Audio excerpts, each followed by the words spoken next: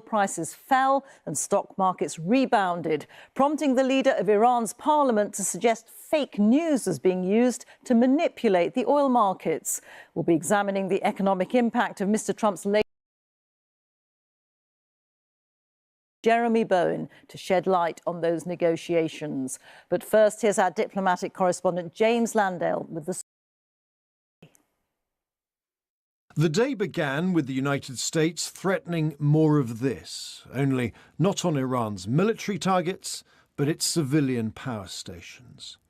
They'd be obliterated, Donald Trump had said, unless the Strait of Hormuz was reopened tonight. But then suddenly, as he prepared to board Air Force One, an about-turn. The president put off the attack for 5 days after what he called productive conversations with Iran. They called. I didn't call. They called. They want to make a deal. And we are very willing to make a deal. It's got to be a good deal. And it's got to be no more wars, no more nuclear weapons. It also potentially might involve the US and Iran sharing control of the flow of oil. Be jointly controlled. By who? Maybe me. Maybe me. You want the United States to be in Me control and the Ayatollah, whoever the Ayatollah is, whoever the next Ayatollah. But the threat of more military action remained. We'll at some point very soon meet. We're doing a 5-day period. We'll see how that goes. And if it goes well, we're going to end up with settling this. Otherwise, we'll just keep bombing our little hearts out. Mr. Trump said his envoys had spoken last night to a top Iranian official. He wouldn't say who, apart from denying it was the new supreme leader, Mujtaba Khamenei. As markets opened in the US, traders seized on what they hoped was better news. The value of stocks rebounding, the price of oil falling, at least for a time. And all the while, the Strait of Hormuz remained too dangerous for most tankers to pass under the threat of Iranian attack. And Israel continued its bombardment of Tehran. The country's Prime Minister, Benjamin Netanyahu, saying President Trump had told him a deal was possible. So Donald Trump is now talking of deals and negotiations, a potential way out of the impasse he faces.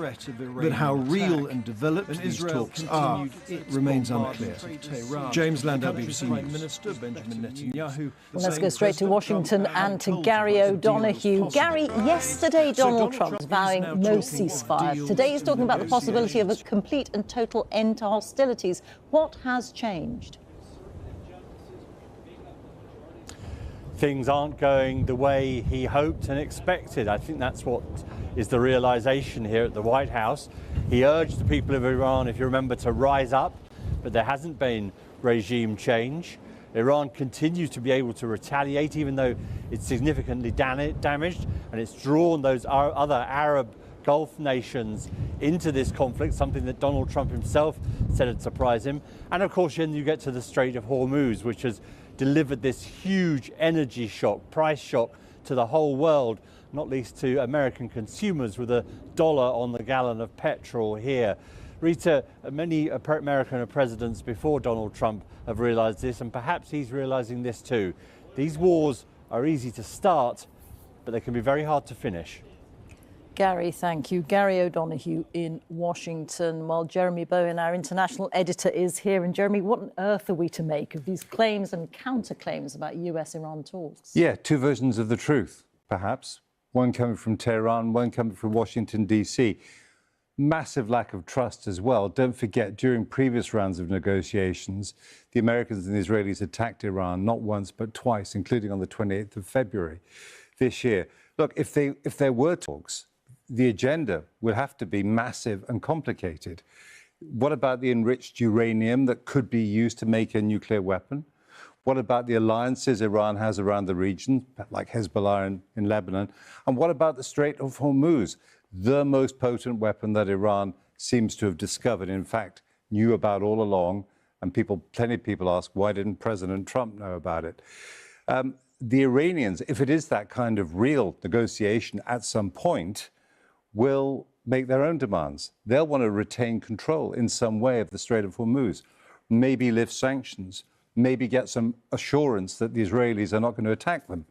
So I think that what we're seeing right now is it perhaps Trump preparing a declaration of victory. Gulf states don't want to be left with a mess in the region. Or is it simply an attempt to reassure the markets? That seems to be one of the most credible things, to try to...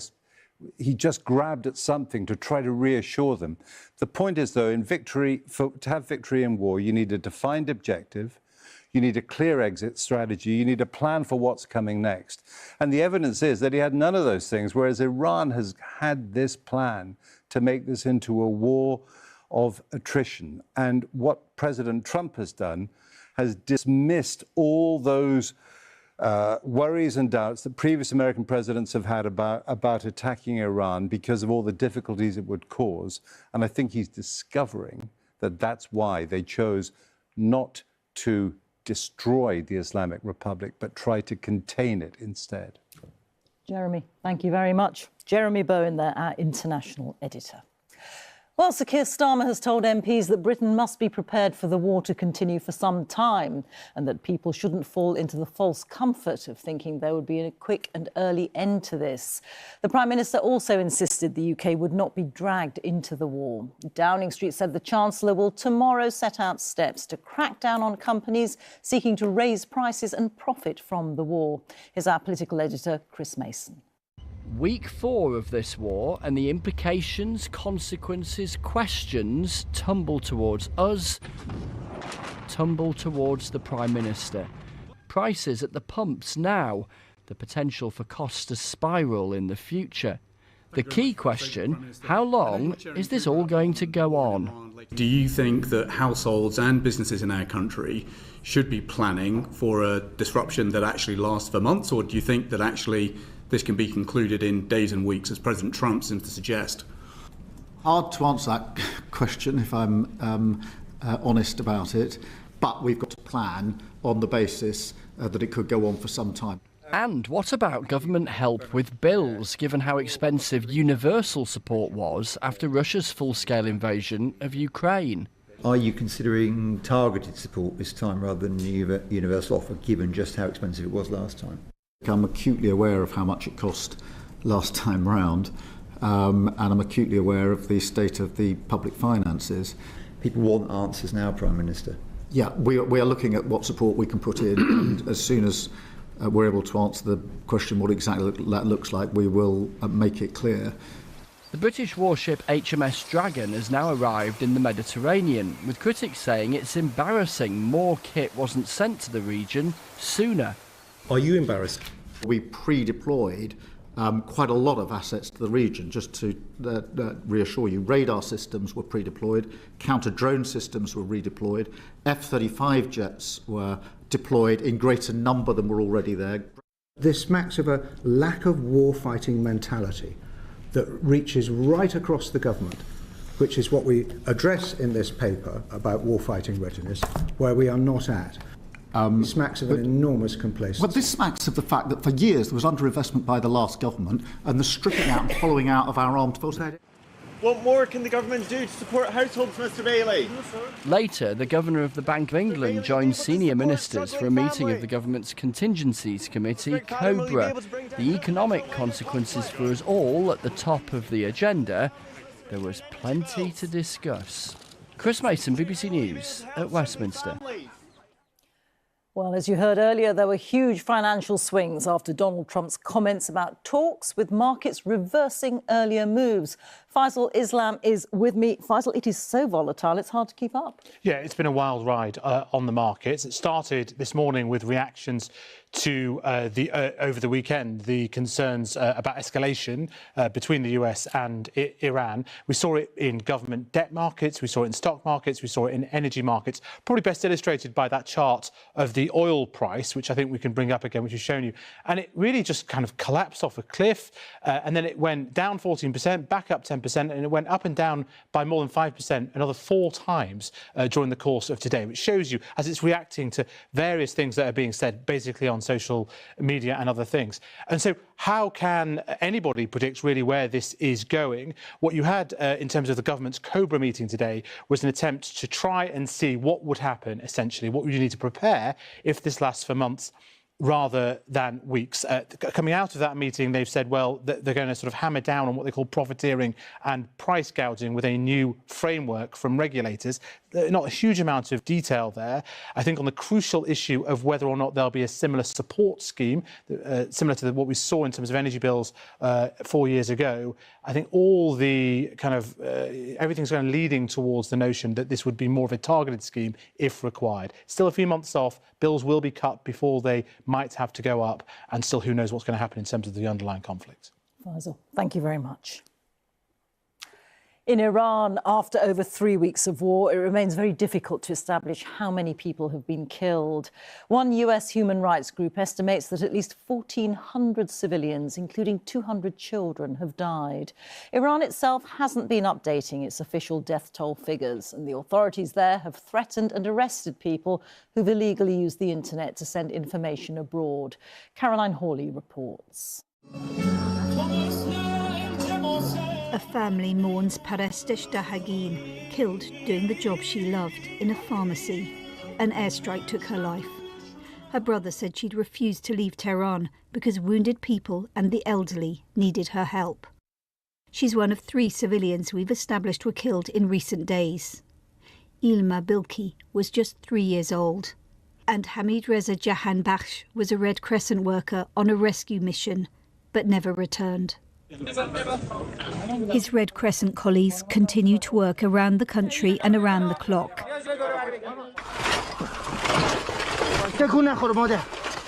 Here, rushing to save a woman trapped under the rubble of her home last week. She wants to know if her daughter is alive. The rescuer reassures her that they've already got her out, but her only child did not survive. Said to be the apple of her mother's eye, 26-year-old Berivan Molani was a fashion and lifestyle blogger killed by falling debris a day after returning to Tehran because she missed home.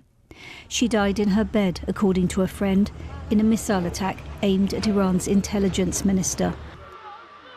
The Red Cross says the war has had alarming consequences for civilians. Early this month, the headquarters of Iran's Red Crescent had to be evacuated after an airstrike close by, and we've verified footage of several health facilities damaged. This was Tehran's private Gandhi hospital, which had an oncology department and an IVF clinic, hit on March the 1st. At the Khatam al-Anbiya hospital the same day, panic after a nearby explosion. And at the Persian Gulf Martyrs Hospital in the southern port of Bushehr on March the 3rd, newborn babies had to be evacuated. The World Health Organization told us it's verified attacks on at least 20 medical facilities and the deaths of 9 healthcare workers. It's not for us to determine was a strike aimed directly at that facility or was that strike aimed at a facility next to it. It's an attack on health, and the onus is on the people who are pursuing a conflict to actively protect. But large bombs dropped in built-up areas are killing ever-growing numbers of civilians, most of whose stories may never be told. Caroline Hawley, BBC News.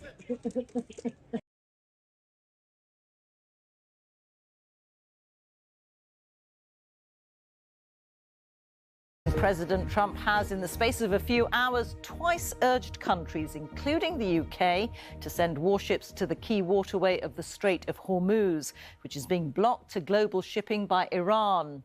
Its foreign minister said the strait is closed for any ships linked to its enemies and their allies. It's meant that global oil prices have soared with no sign of let-up. There have been US-Israeli strikes on Iran's main export terminal for oil, Karg Island. President Trump said that US forces have totally obliterated every military target. Tonight, drones hit Kuwait International Airport's radar system. And there have been other attacks by Iran on neighbouring countries, including on the US embassy in Iraq, on Saudi Arabia and Israel, which itself has struck targets in Lebanon. There have also been evacuation orders for parts of Doha in Qatar. And in the United Arab Emirates, one of the region's largest oil storage facilities was hit by Iranian drones. Our correspondent Nick Beek sent this report from Dubai. The latest Iranian targets in America's sights, smashed from the skies. This is Hag Island, just off the coast of Iran, and the lifeblood of its economy. It looked like this in calmer times. 90% of Iran's oil exports pass through here, the vast majority of it going to China. The US says it's only hit military targets, not the oil, but may do so if Iran keeps striking commercial ships in the Strait of Hormuz. President Trump wants the likes of the UK, France, even China to send warships to allow the route to reopen. Iran claims it's only shut to its enemies. As a matter of fact, the Strait of Hormuz is open. It is only closed to the tankers and ships belong to our enemies. There are reports that more American ships, including the USS Tripoli, are on their way to the Middle East, bringing thousands of Marines who could be used in a ground attack. In the Iranian capital, Tehran, a funeral today for a senior figure killed alongside the former supreme leader 2 weeks ago. And for the people of Iran, there's no respite from the US and Israeli attacks, as these residents in Tehran told BBC Persian. I was trying to sleep and woke up to the sound of explosions. Something exploded nearby and it shook the house to the core. It was never like this.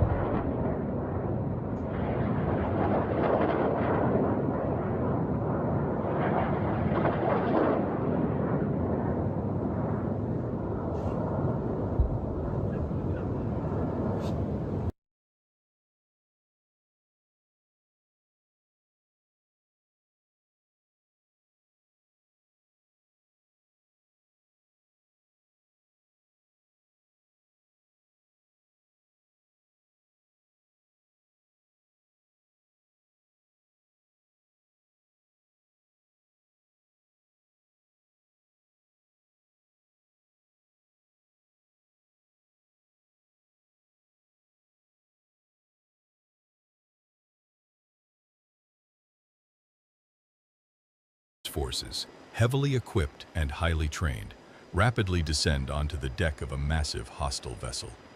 The objective is a high-risk maritime interdiction, neutralizing any defense while securing the ship's control center and containing any potential threat.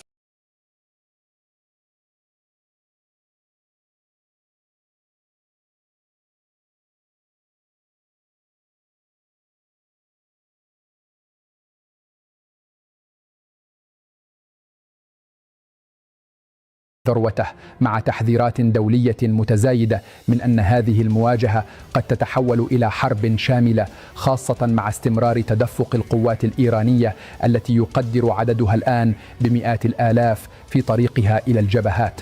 من هنا، من على بعد أمتار من الخط الأمامي، أبلغكم بما يجري والذي لا تتسع له خارطة واحدة. 20,000 مؤشر واضح على حساسية الشخصية التي كانت داخل الشقة. مصادر طبية أكدت انتشال الصواريخ والمسيرات.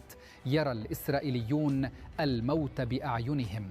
طلقة واحدة، مسيرة انقضاضية واحدة تخترق الدفاعات نحو تلك الخزانة شاهد والهدهد التي حلقت فوق حيفا وقاعدة رامات ديفيد.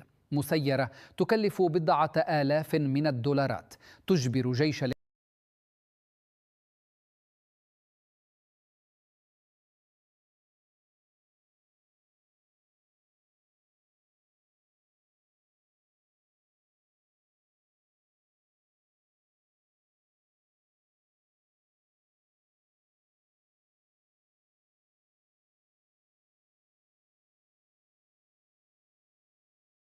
皆様、今日のニュースチャンネルへようこそ。皆様こんにちは。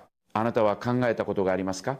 たった一つの嘘が国家そのものを揺るがすことがあるのかを、まるで作り話のようで現実とは思えない展開です。しかし政治という世界では時に想像を超える出来事が現実として起こります。たった一つの発言、たった一つの判断ミスが連鎖的に広がり、やがて取り返しのつかない結果を生む。今回取り上げるのは今まさに大きな議論の渦中にいる人物、イ・ジェミョンです。かつては国の未来を担う存在として期待されながら、その言動の一つ一つが今や深刻な疑問を呼んでいます。物語の始まりは決して劇的なものではありませんでした。むしろそれはごく普通の発言、ありふれた約束のように見えたのです。しかし時間が経つにつれ、少しずつ浮かび上がってくる矛盾、食い違う証言、そして次々と明らかになる事実と、これまで事実とされていたものの崩壊、人々は気づき始めます。これは単なるミスではないのではないか、偶然では説明できない何かがあるのではないかと、そして事態は誰も予想しなかった方向へと加速していきます。最も衝撃的なのはその結末です。あまりにも突然で、あまりにも早く、そしてあまりにも不格好な形で全てが終わってしまったかのように見えたのです。一体何が起きたのか、なぜここまで事態は悪化したのか、そしてその裏に隠された真実とは何なのか、ここから先いよいよ核心へと迫っていきます。外交という名の舞台で演じられた一つの失策が一国の運命を揺るがした、たった一つの齟齬が巨大な連鎖を生んだのです。アメリカという巨大な鏡の前に立った時、隣国の外交がいかにもろく、そして無謀なものであったかが白日のもとにさらされました。その衝撃の結末をあなたはこれからも苦劇することになるのです。あまり知られていない真実、これは単なる経済摩擦の物語ではありません。国家間の信頼がいかに築かれ、そしていかに一瞬で崩壊するのかを描いた恐るべき教訓なのです。事の発端はアメリカが打ち出した強硬な貿易政策でした。トランプ大統領が掲げたアメリカファーストの旗印のもと、世界各国との貿易不均衡の是正が叫ばれる中、その矛先は同盟国である隣国にも容赦なく向けられました。アメリカが導入した自動車への 25% という関税は、輸出に経済の多くを依存する隣国にとってまさに死活問題でした。自動車産業は国の経済を支える大動脈、その心臓部に突きつけられたナイフは隣国経済に深刻な打撃と未来への暗い影を落としたのです。国内では経済への不安が渦巻き、国民の不満は日ごとに高まっていきました。この危機的状況にイ・ジェミョン大統領は国民に向けて力強く宣言します。交渉で関税を引き下げさせると、その言葉は不安に揺れる国民にとって一筋の光明のように見えました。しかし誰も知る由もなかったのです。その力強い言葉の裏に国際社会の常識を根底から覆しかねないほど危うい構図が隠されていたことを、その背後にあったのは根拠農水希望的観測と国内世論をなだめるための政治的パフォーマンスでした。しかしトランプ大統領という取引と結果を何よりも重んじるビジネスマン出身の指導者の前では、これまで通用してきた隣国のごまかし外交は一つまた一つとその化けの皮を剥がされていくことになります。拍手と演出で関税が下がるのなら外交官より舞台監督を増やした方が早いという話になりますが、残念ながら現実はそこまで甘くありませんでした。運命の日、2025年7月、熱気と緊張が入り混じるホワイトハウスの会見室。世界中のメディアが集まったその場所でトランプ大統領はマイクを握り、全世界に向けて宣告しました。アメリカはアメリカの利益を守る。隣国の車はアメリカの雇用を奪ってきた存在だ。だから 25% の関税を課す。その言葉はまるで雷鳴のように世界を駆け巡りました。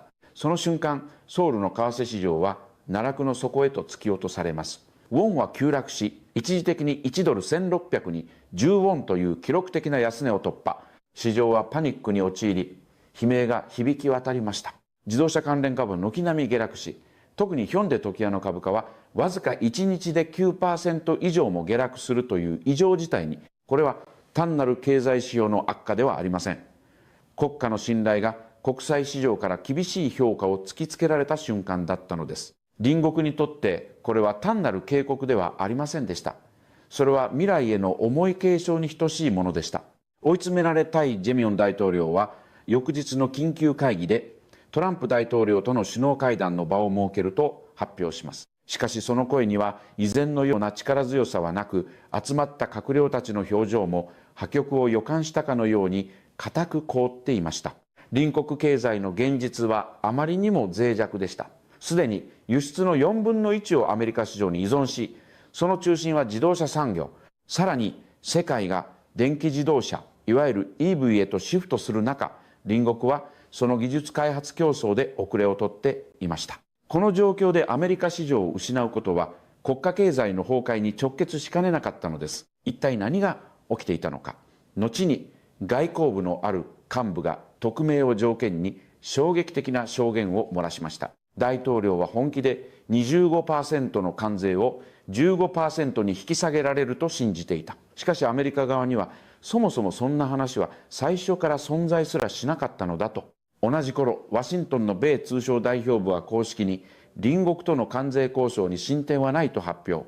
トランプ政権の基本方針は取引なき情報は存在しないという極めてシンプルかつ冷徹なものでした。彼らが求めていたのは口先だけの約束ではありません。3500億ドルという巨額の対米投資という具体的な数字と結果だったのです。アメリカにとって関税とは交渉を有利に進めるための強力な武器でした。しかし隣国にとってそれは自国の信頼性を試される試金石でもあったのです。ですがイ・ジェミョン政権はその本質的な意味を致命的なまでに読み違えてしまいました。支持率の低迷にあえぐ大統領は国内の支持を維持するため国民に交渉成功という幻想のイメージを植え付ける必要があったのでしょう。彼はテレビ演説であたかも合意が成立したかのように語ります。我々はアメリカとの対話を通じて 25% の関税を 15% に引き下げる方向で合意した。隣国の産業は守られると。その言葉にスタジオでは拍手が起きました。しかしその熱狂はあまりにも空虚なものでした。アメリカの公式文書には合意の文字はどこにも存在しなかったのです。この奇妙な状況を CNN の経済番組では司会者が皮肉を込めてこう表現しました。ソウルでは合意したといい、ワシントンではそんな話はないという、どちらかが現実を持っている。外交の現場を知る専門家たちはこの無謀な流れに警鐘を鳴らしていました。トランプ政権は数字と契約に基づく感情的な説得など通用するはずがない。しかしその声は政権には届きませんでした。低迷する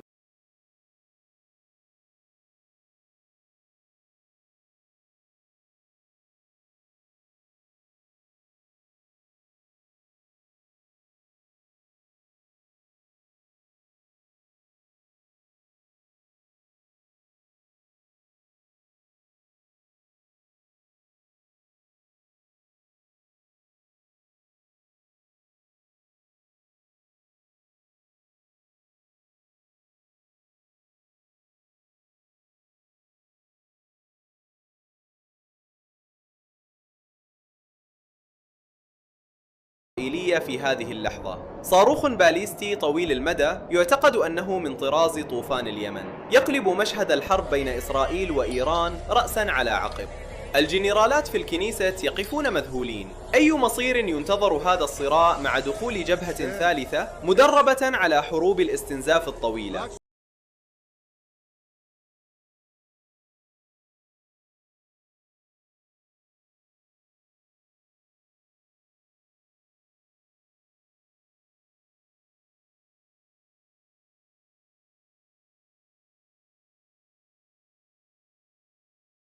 The Pentagon has declined to comment on media reports. It's considering sending up to 10,000 additional troops to the Middle East.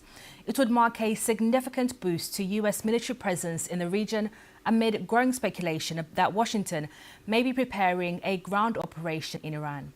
Meanwhile, Iran Revolutionary Guards say the Strait of Hormuz is closed and anyone transiting through the area will face harsh measures. These developments come as President Trump says he'll postpone plans to start destroying Iranian energy plants by another 10 days, after claiming talks with Tehran were going very well. His self-imposed deadline, which he has already delayed once, is now the 6th of April. Iran hasn't publicly reacted to President Trump's decision, but Tehran earlier said it was waiting for Washington to respond to its conditions for a ceasefire. After the US had sent Iran a 15-point US proposal to end the war, Iran outlined 5 of its own proposals and insists it has a natural and legal right to sovereignty over the Strait of Hormuz, a transit route responsible for a fifth of the world's oil. Our international editor, Jeremy Bowen, had this analysis on the extra US troops being sent to the Middle East. They've got 2 Marine Expeditionary Units on their way, 2,200 Marines on both, plus attack aircraft, helicopters. I mean, they're quite small, but quite formidable. One of them is nearly there. The other one is coming from California. It's going to take a bit longer. There are supposedly about 3,000 paratroopers from the 82nd Airborne on the way. They are lightly armed. Their job is basically to go in and hold something until the guys with the heavy equipment can come. And now they're talking, and there's this report in the Wall Street Journal of 10,000 more troops on their way. I have to say, this doesn't mean that they're tooling up for an invasion of Iran. When they invaded Iraq in 2003, I think the number was 160,000, and that is a country a quarter of the size of Iran. So they're not going to be doing that. But going for an island, maybe not Karg Island, the oil export terminal, but some of the other islands near the entrance to the Gulf. Karg Island is up near the top. And there's some islands around the entrance to the Gulf which may be a base for trying to control who goes in and who goes out. But you know, one thing that has been quite clear in all of this in the last month is that while the Americans appear to be making things up as they go along sometimes, President Trump, because he does oscillate wildly in the things that he says, the Iranians appear to have a plan. So they will know that the Americans are thinking about this, because look, we're talking about it, it's no secret. And so they will have a plan to try and make it as painful as possible for the Americans if they do that. For example, launching drones that can be launched from hundreds and hundreds of kilometers away from those islands. And they could make it difficult for the Americans at the very least. That was our international editor, Jeremy Bowen, speaking to my colleague, Kasha Madeira there. Well, the German foreign minister has said the US and Iran have had indirect talks. Our security correspondent, Frank Gardner, gave his analysis, saying there is a major gap between what each country is willing to accept. Let's stick with what we know for sure, which is that there are messages and proposals being passed both ways, from Washington to Tehran and back again. But there is a major gap between what the two sides are prepared to accept. So I find it very hard to believe that the, quote, talks are going well, because the Iranian demands are unacceptable to the Americans and indeed here to the Gulf states. And America's demands are unacceptable to Iran, which is feeling very defiant. Look, there's a good reason why President Trump has paused for another 10 days his threat to attack the power plants, the energy plants of Iran, because Iran made it very clear that if that happened, it was going to hit back at power plants on this side of the Gulf. And that would be catastrophic for the countries of this region. You're talking about desalination plants that provide the drinking water hospitals, schools, all the rest of it. Now, they've already taken a lot of hits from Iran, but this could be so much worse if those power plants were hit. So there have been messages from the Gulf states to the US. Please think really carefully before you do this, because we are going to get hit in return. We are, of course, hearing US media reports that the US is sending more troops to the region. How prepared do you think both sides are to negotiate and try and resolve this conflict quickly? Both sides are absolutely prepared to negotiate, but on their terms. And I think there is a parallel here with the Russia-Ukraine war, where you had both sides saying, absolutely, we want to end the war, but on our terms. And those terms, I think, are still far apart. There's been a miscalculation, without question. If you talk to anybody who has a sober analysis of this war, they will tell you, including military people who don't want to be quoted, that there was an overestimation by the White House and Central Command as to how quickly Iran was going to crumble.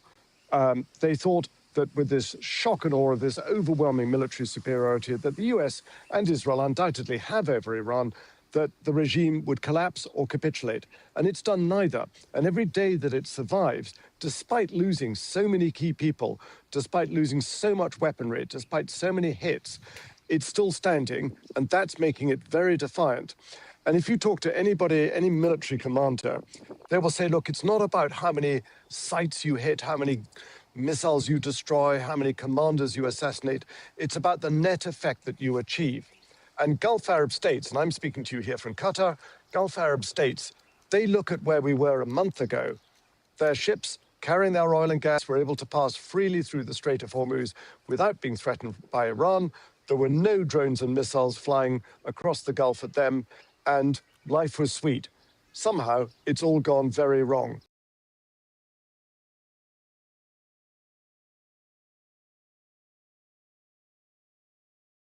Iran has shut the Strait of Hormuz and has vowed to keep it closed. President Trump is calling the opening of the strait a, quote, very small endeavor. So, is it a small endeavor? Let's break this down.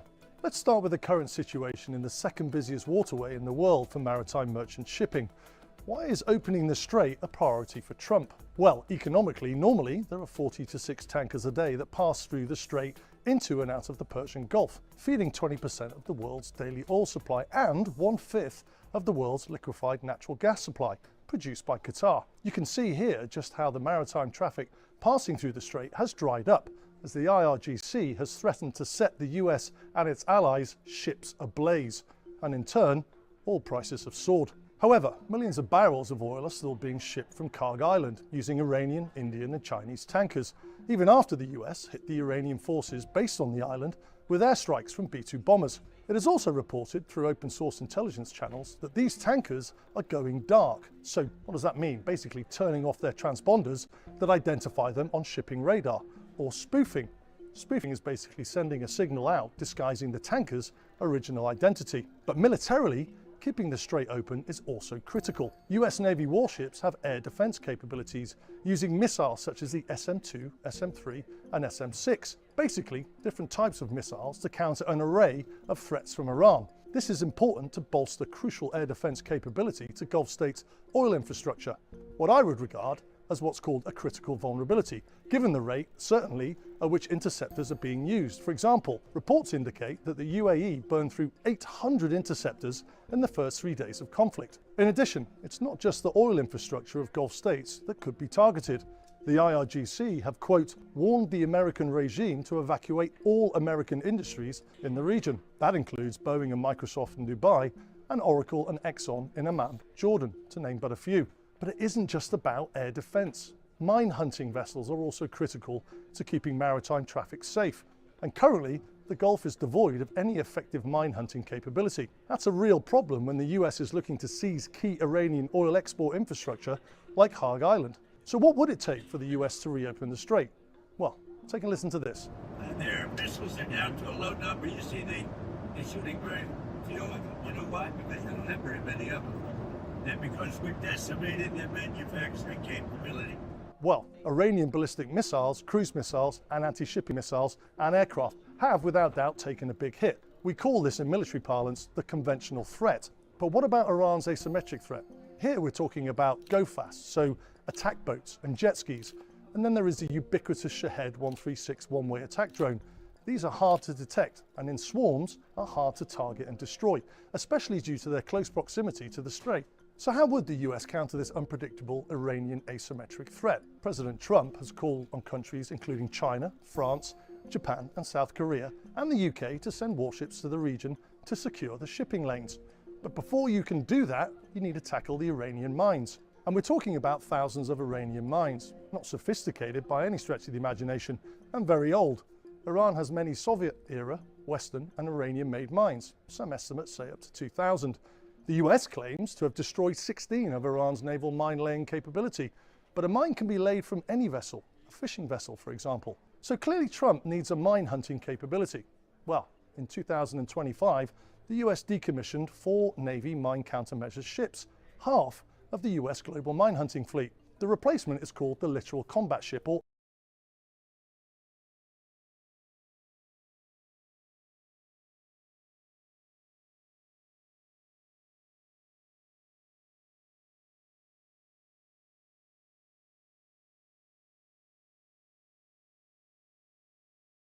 イランへの大規模攻撃は戦闘終結の兆しも見えないまま1ヶ月が経ちました。そんな中、ホルムズ海峡を通らないルートを使ったタンカーが日本に到着しました。こちら愛媛県今治市ではサウジアラビア産の原油を乗せたタンカーが到着しました。まもなく原油が搬入されます。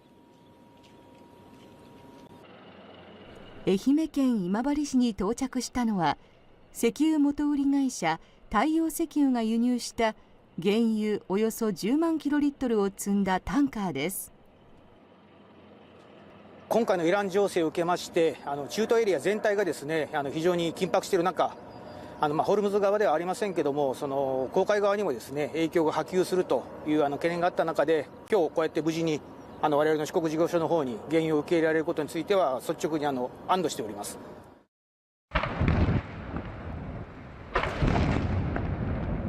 イランへの攻撃が始まって1ヶ月が過ぎ、初めて日本に到着したという中東産の原油。今回はホルムズ海峡を通らず、サウジアラビアの西側ヤンブー港から紅海を渡り輸送されました。ホルムズ海峡を通るルートより2日ほど遅くなったということです。一方、中東地域には長崎佐世保基地を拠点とする強襲揚陸艦トリポリなどが到着したとアメリカ中央軍が発表。ワシントンポストはアメリカ国防総省がイランでの数週間にわたる地上作戦の準備を進めていると報じ、作戦は大規模な侵攻ではなく特殊部隊などによる奇襲の可能性があるとしています。ますます長期化する戦闘。気持ちの整理がつきません。母は恐怖で震えています。私たちが何の罪を犯したのでしょうか。報復も続いています。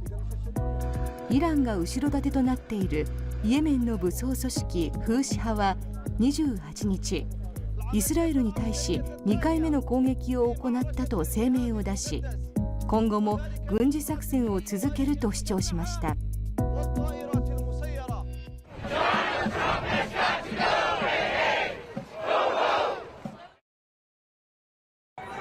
アメリカではトランプ大統領への抗議デモが全米3000カ所以上で呼びかけられました。世界での我々の評判はガタ落ちだ。国内での評判もひどいもんだ。抗議デモにはオスカー俳優のロバート・デ・ニーロさんも参加したほか、スペインやイタリアなど世界各地に反トランプ大統領の声が広がっています。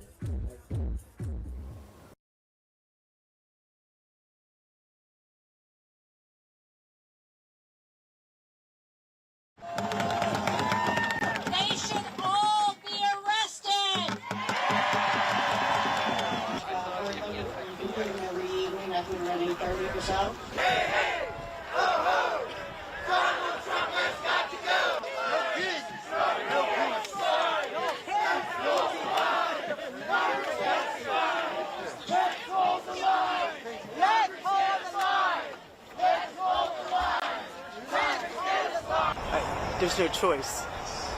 I had to be here. And why? Because I owe it to myself, to my country, to my family, to my grandson. We've got to stop this nonsense.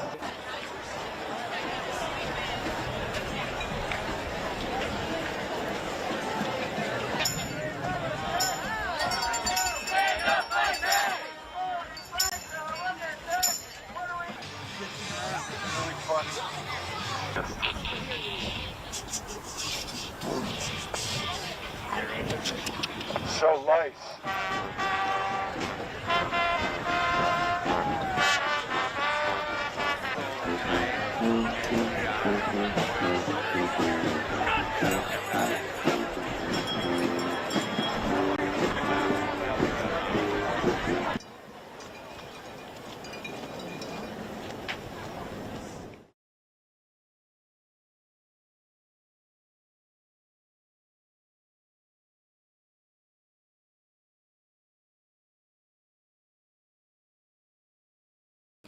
「王様はいらない」をスローガンにアメリカのトランプ政権に抗議するデモが28日、全米各地で一斉に行われました。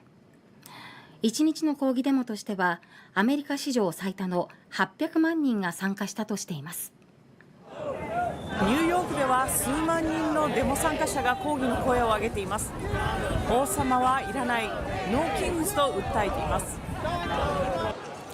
トランプ政権に抗議するデモは28日、全米50州のおよそ3300カ所で行われ、参加者はイランへの軍事攻撃や物価高、移民政策などに反発しました。You wonder, well, is there a tipping point to where the American people say enough is enough? And I hope it's coming soon. Majority of Americans are unhappy with the current situation. This is not America. 今年1月に市民2人が移民当局に射殺されたミネソタ州では、歌手のブルース・スプリングスティーンさんが2人に捧げる歌を披露したほか、野党民主党の議員らとともに王はいらない、戦争はいらないと訴えました。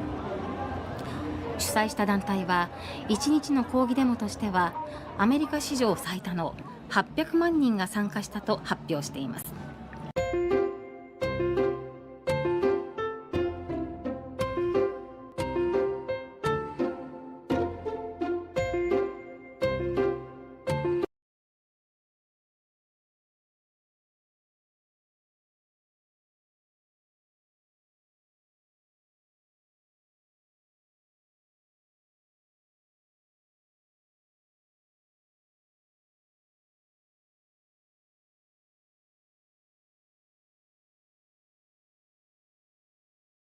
皆様、こんにちは。今回のインターメスなんですけども、今ですね、ゼレンスキー大統領、サウジアラビア訪問、そしてですね、その後今、ドバイ訪問中なんだけども、中東各国とのですね、新しい連携の形をウクライナが模索しております。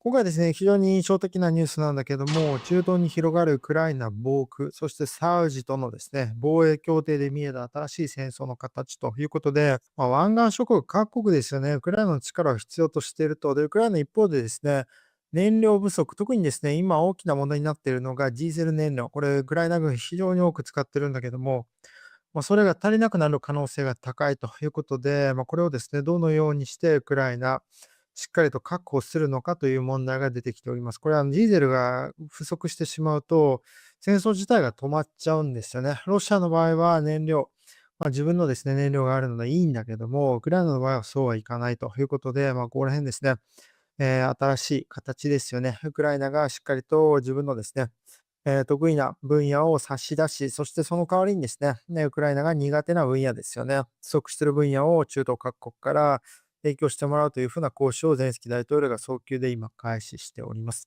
今回ですね、この内容を皆様にお伝えできればなというふうに思っておりますので、もしよろしければ今のタイミングでチャンネル登録、そしていいねを押していただけると幸いでございます。まずですね、サウジでの合意ということで、中身なんだけども、戦争の輸出でございます。ゼレンスキー大統領3月27日、サウジアラビアで防衛協力の合意に踏み切りました。見た目通常の軍事協力なんだけども、本質は違っていて、ウクライナが提供するのは武器単体ではなく、ロシアとの戦争で累積してきた防空のやり方そのもの、ドローン対抗、そして迎撃の最適化、電子戦、そして空を一体とした運用するシステム、つまり戦場で完成した実戦モデルのパッケージ移転に近いと。ここに来てですね、ウクライナ、中東でですね、ウクライナ関係ないように見えるんだけども、実は全てつながっているということで、湾岸諸国がですね、今まであまり敵視してこなかったイランなんだけども、実はウクライナにとって大敵であるというふうな内容ということを見るとですね、ここがつながり出したというふうな内容。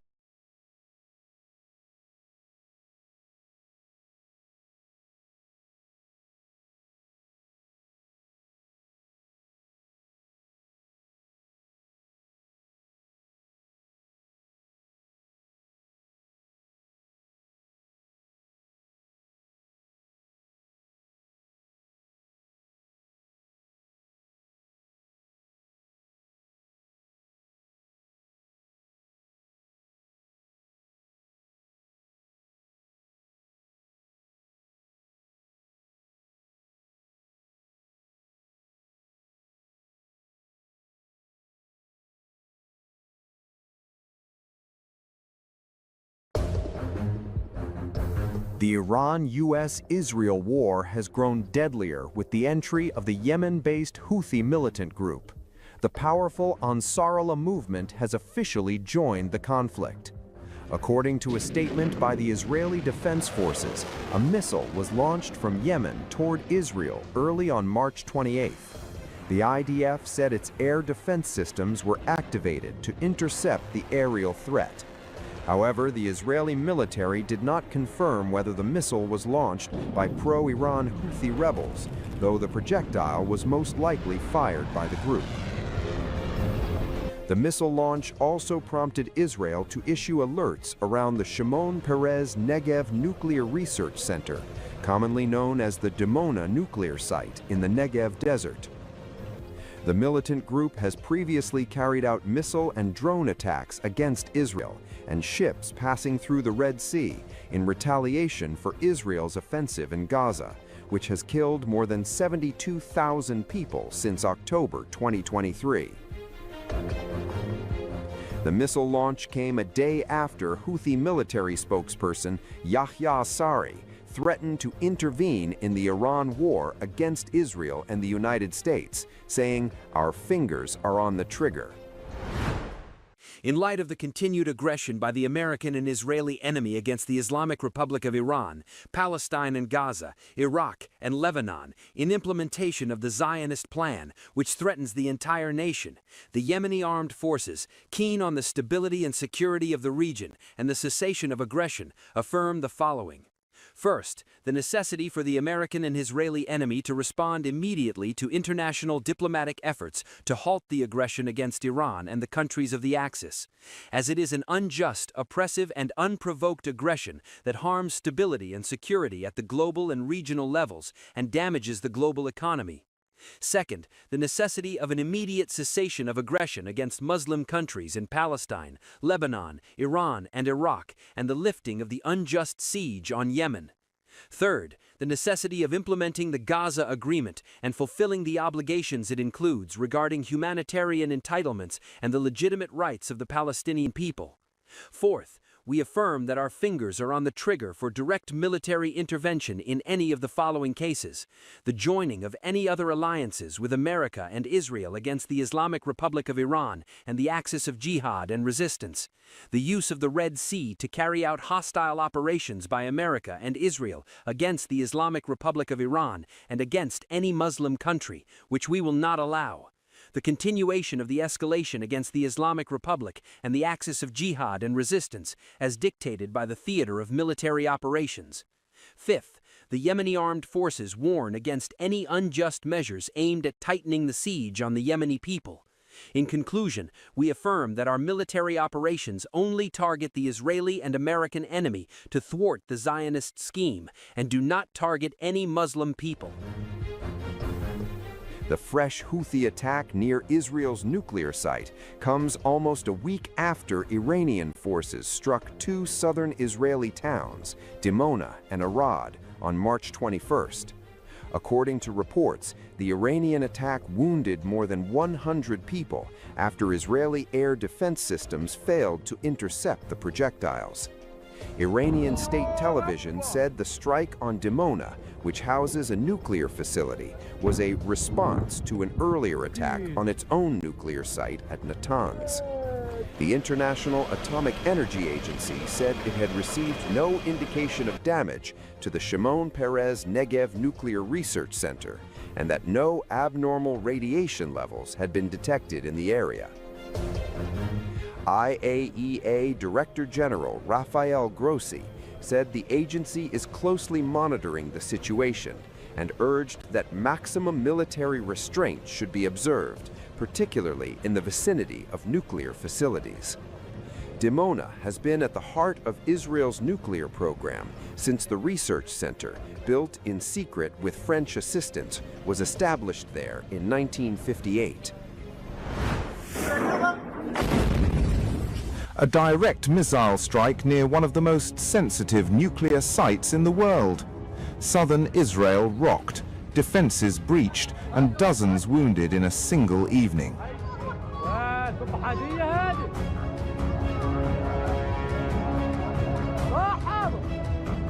A chilling escalation unfolds in southern Israel as a ballistic missile slams into a residential area near Dimona. The exact moment the Iranian missile struck Dimona was captured on CCTV cameras. The desert city, home to Israel's most secretive nuclear research center, is suddenly thrust into the center of a rapidly intensifying conflict. Emergency sirens wail across the region as residents scramble for shelters, but the incoming projectile proves unstoppable. For the first time, Iran-linked missile fire appears to penetrate Israel's heavily fortified air defense systems near Dimona. According to Magen David Adom, more than 36 people require urgent medical attention following the strike. Shrapnel injuries, panic-induced trauma, and injuries sustained while rushing to shelters overwhelm emergency responders on the ground. Among the wounded, a 10-year-old boy is left with moderate injuries, a stark reminder of the civilian toll in an increasingly volatile confrontation. Scenes of chaos unfold as ambulances rush through dimly lit streets, carrying victims away from shattered homes. So far, over 35 casualties with varying degrees of severity have arrived at the hospital. A 12-year-old child was severely injured and has now been transferred to the operating room for further treatment. Another injured person in his 20s sustained moderate injuries, and all other casualties with minor injuries or anxiety are currently being treated in Soroka's emergency room. The strike comes with a clear message from Tehran. Iran declares it is targeting Israel's nuclear program in retaliation for an earlier attack on its Natanz enrichment facility. That facility, located deep within Iranian territory, was reportedly struck just hours earlier. Iranian state media points fingers at joint US-Israeli involvement, though Israel swiftly denies responsibility. The International Atomic Energy Agency acknowledges reports of the Dimona incident, but offers cautious reassurance. No signs of damage to the Negev Nuclear Research Center are detected, and no abnormal radiation levels are reported. Yet the symbolism of the strike cannot be ignored. Dimona, operational since 1958, represents the heart of Israel's alleged nuclear capability, a program shrouded in decades of secrecy. While Israel has never officially confirmed possessing nuclear weapons, global consensus strongly suggests otherwise. And now that very symbol appears to have been placed directly in the crosshairs. As tensions surge, another southern city, Arad, also comes under missile attack. The simultaneous strikes signal a coordinated escalation, widening the threat footprint across Israel's southern flank. Israeli defense systems, long considered among the most advanced in the world, failed to intercept the incoming projectiles. This unprecedented breach raises urgent questions about the effectiveness of existing missile defense shields. Iran's parliament speaker Mohammad Bakr Ghalibaf declares the moment a turning point. He claims the inability to protect Dimona signals a new phase in the conflict's operational dynamics. Back in Israel, Prime Minister Benjamin Netanyahu delivers a somber message. He describes the evening as one of the most difficult in the nation's ongoing battle for its future. Meanwhile, the situation at Natanz continues to draw global concern. The IAEA confirms no radioactive leakage, but begins investigating the reported strike in greater detail. Russia's foreign ministry issues a stark warning, condemning any attack on nuclear facilities. It cautions that such actions risk triggering a catastrophic disaster across the Middle East. This is not the first time Natanz has been targeted. It has previously been hit during earlier phases of the conflict, including a brief but intense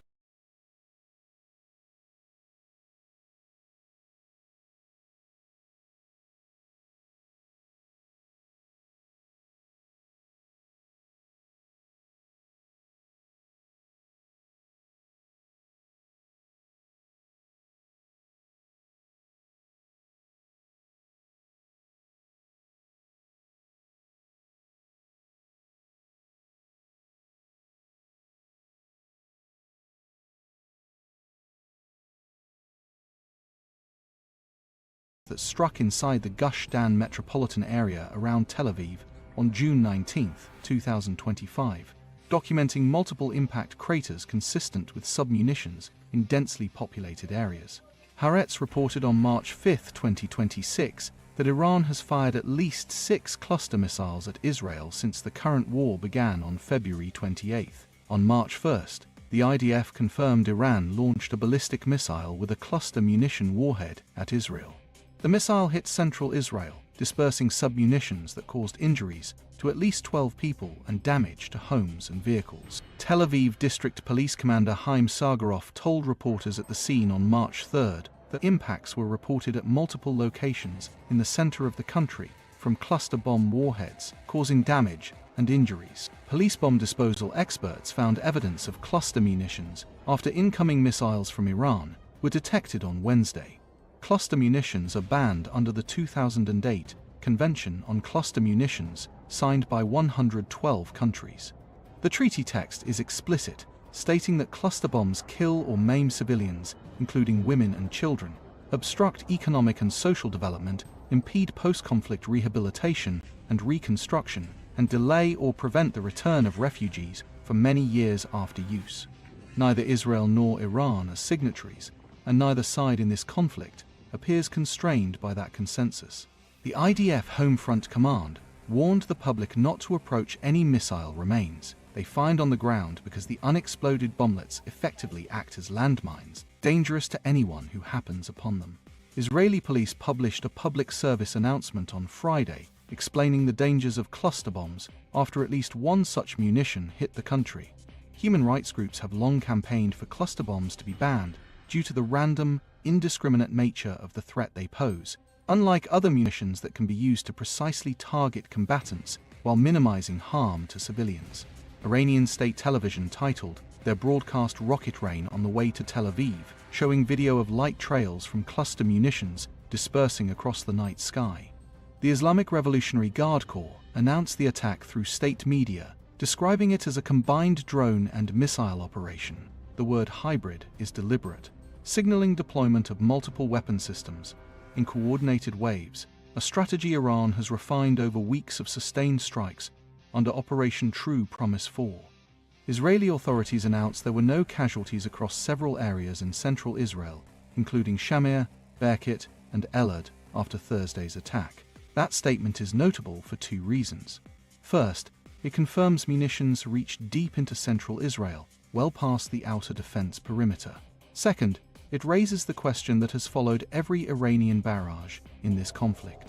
If what fell was a cluster warhead scattering dozens of bomblets across populated areas, how did it produce zero casualties? The pattern has become familiar.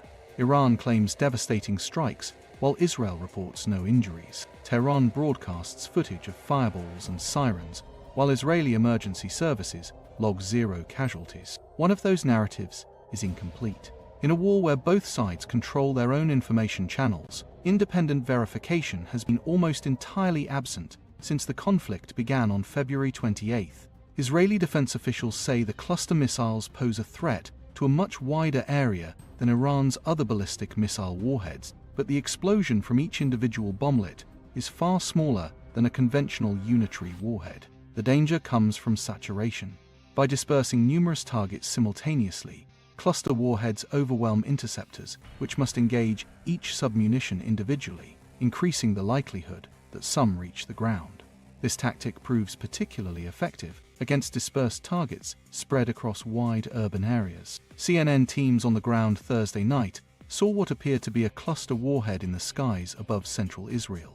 AFP footage from the same evening showed a swarm of flaming projectiles falling in the darkened sky over central Israel, which a military expert who reviewed the footage identified as part of a cluster bomb. The Times of Israel reported on March 5th that footage shows what are likely submunitions from an Iranian cluster bomb warhead crashing down in central Israel amid a ballistic missile attack. The IDF has struck back hard. Israeli forces destroyed a missile base in Yazdi province on March 1st that Iran used to launch a ballistic missile containing a cluster munition warhead at Israel during the June 2025 war. The Israeli military claims it has attacked and disabled around 300 Iranian defense systems and destroyed hundreds of missile launchers in non-stop sorties over Iran. But the strikes keep coming from Tehran. Iran describes its campaign as a firm and managed rhythm of launches, which is the language of attrition rather than a knockout blow. Hezbollah has joined the fight, launching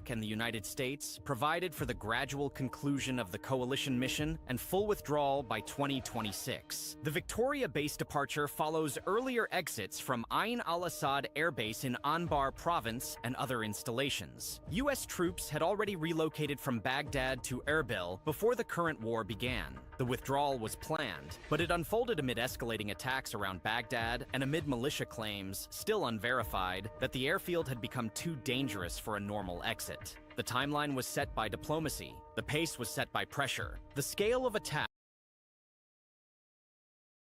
on U.S. positions in Iraq since February 28th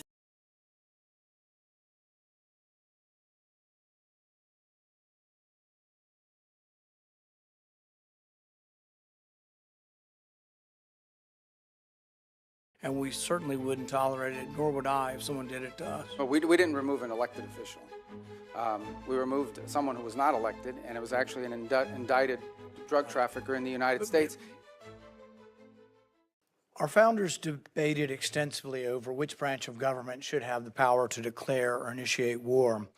Virtually unanimously, they decided, and what was entered into the Constitution was that the declaration or initiation of war would be the power of Congress.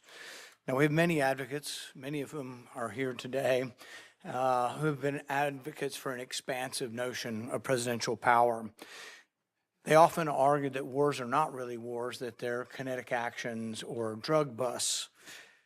I think, though, if you reverse the circumstances, it becomes very difficult for these arguments to hold up.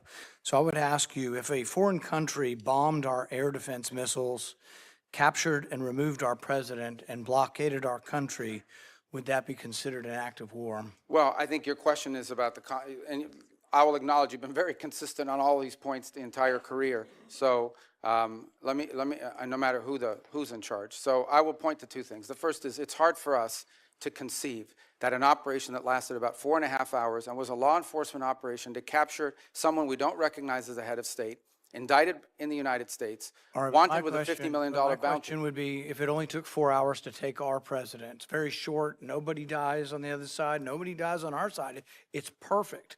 Would it be an act of war? We just don't believe that this operation comes anywhere close to the constitutional definition of war. But would it be an act of war if someone did it to us? Nobody dies, few casualties, they're in and out. Boom, it's a perfect military operation.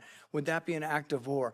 Of course it would be an act of war. I'm probably the most anti-war person in the Senate, and I would vote to declare war if someone invaded our country and took our president. So I think we need to at least acknowledge this is a one-way argument. One-way arguments that don't rebound, that you can't apply to yourselves, that cannot be universally applicable are bad arguments. So my next question would be, let's say it's not a war. We're just going to define it away and say it's not a war. That's one of the arguments. So it's a drug bust. What if a foreign country indicts our president for violating a foreign law? Should we extradite our president, or should we be okay if they come in and get him by force? Look, I think ultimately we're always going to act in our national interest. And so if somebody comes after our national interest, like the case you've described, which obviously does not exist at this time, but the case you've described, the U.S. always has the right to act in its national interest and to protect itself. So really I don't know about this equivalency. Well, does this justify them doing it? We're always going to do what's best for the United States and America. We're always going to protect our system. But the point isn't, and you're exactly right, we will act in our national interest, and we should. So I'm not disagreeing with you at all. What I'm saying is, though, that our arguments are empty then. The drug bust isn't really an argument. It's a ruse. The war argument, not a war, is a ruse. It's not a real argument. And we do what we do because we have the force, we have the might, we do it because it's in our interest. So we wouldn't let anybody come in, bomb us, blockade us, and take our president. We've had arguments about legitimate, illegitimate presidents, bad elections, rigged elections. So there's all kinds of same arguments that we've had in our country that they've had in Venezuela. But we wouldn't argue for an indictment. And these things aren't idle speculation. I mean, Netanyahu's been indicted by the ICC. And one of the reasons I object to being part of the ICC, and I would say you and the administration probably agree, is we're not going to let any international council indict our president and arrest him somewhere on foreign soil. We're not going to do that. We actually, most of us probably object to indicting Netanyahu in that way as well. So I think the arguments are invalid. So we did get the legal opinion that Senator Kaine referred to, the OLC opinion, Office of Legal Counsel. And I think a lot of it's been released. Plus, they came to our caucus and talked most of the open about everything they had classified. So I will talk about at least one of the arguments. They say this war wasn't a constitutional war, therefore it doesn't rise to the constitutional notion of us declaring or having to initiate the war. It just doesn't rise. And one of their main arguments was not enough people died. And so there is some number that they aren't specific, but there is some number. I would assume, although I'm not positive, but the 50, 60,000 soldiers who died in Vietnam might be enough for them to call that a war. But here's the problem. It isn't the number, it's that it happens in retrospect. See, our founders gave us the power to initiate or declare war. They didn't give us other powers to execute the war. Those are left to the president. But if we have to wait to see how many people are killed, we have to wait, as they describe it, as the scope, nature, and extent. If we have to wait to see the scope, nature, and extent, the war has been going on for some time. It's hard to vote to initiate a war that's been going on. And we can say this war is over, but we're still blockading it, and we may go back in. But there are no clear answers. You know, we put 2,000, we leave 2,000 troops in. Are we going to call that war and initiate it? So the definition of war is very important. And I think we have to acknowledge the problems with our argument. Calling things kinetic action is a disservice to our soldiers. Oh, you weren't really wounded in war. You don't have a Medal of Honor for war. You have a Medal of Honor for a kinetic action. So I think let's call it what it is, and let's vote on these things. But I think we're in violation of both the spirit and the law of the Constitution by bombing a capital, blockading a country, and removing elected officials. And we certainly wouldn't tolerate it, nor would I if someone did it to us. Well, we didn't remove an elected official. We removed someone who was not elected, and it was actually an indicted drug trafficker in the United States. And their system. Our laws, indicted under our laws. Look, Bolsonaro says that Da Silva is not really the president of Brazil. Our president said Biden wasn't really the president. Hillary Clinton said in 2016 Trump wasn't the president. So you have these arguments, and I agree with you. It probably was, and most likely was, most assuredly was a bad election. He wasn't really elected. But at the same time, if that's our predicate, and you don't have to come to us because it's a drug bust, we're just removing somebody, you can see where it leads to, and it leads to chaos. And that's why we have rules like the Constitution, so we don't get so far out there that presidents can do whatever they want. It is this check and balance. And I would argue for 70 years we've been going the wrong way. It isn't just this president, but it's a debate that I think is worth having.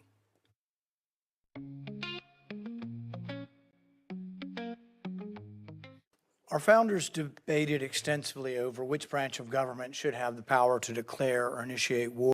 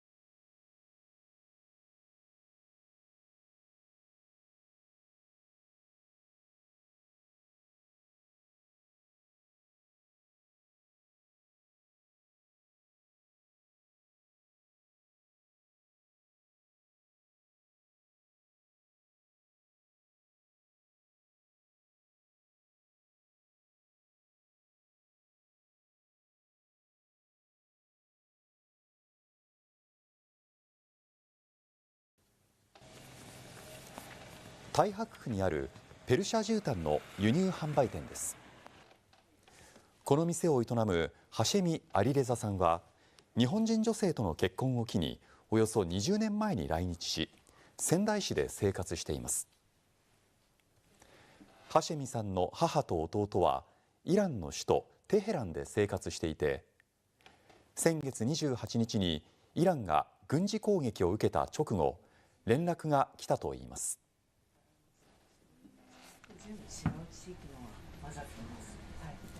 روز 28م که جنگ شروع شد برادرم تماس گرفت، گفت صدای خیلی بزرگی اومد و فکر میکنم که جنگ شروع شده.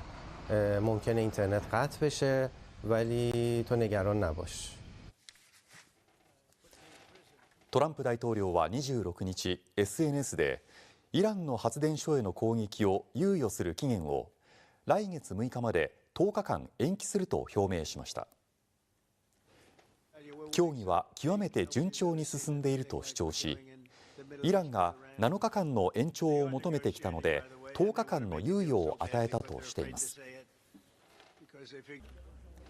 一方でトランプ氏は大規模な軍事作戦の準備を進め、軍事的な脅しをかけることでイランに譲歩を迫っています。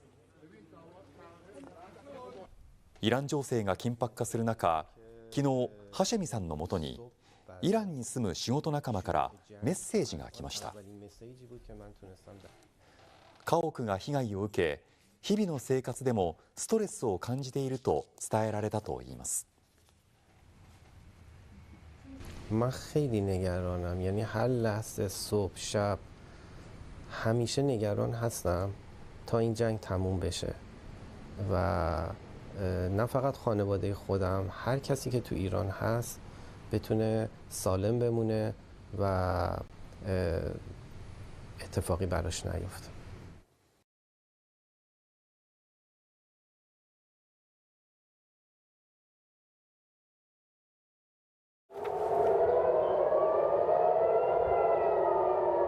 今日も朝から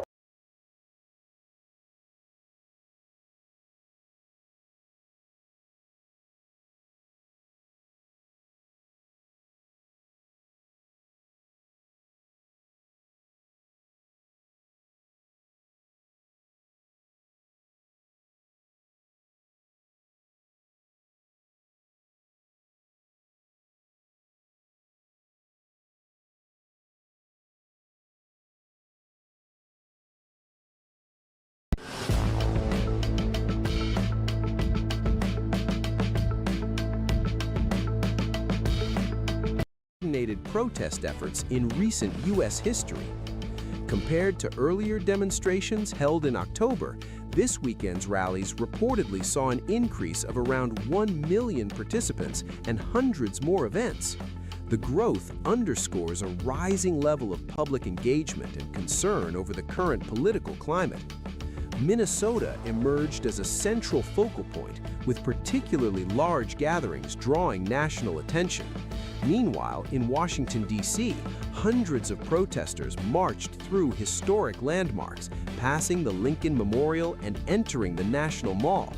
Many carried signs with sharp and symbolic messages, including phrases like "Put down the crown" and "Regime change begins at home."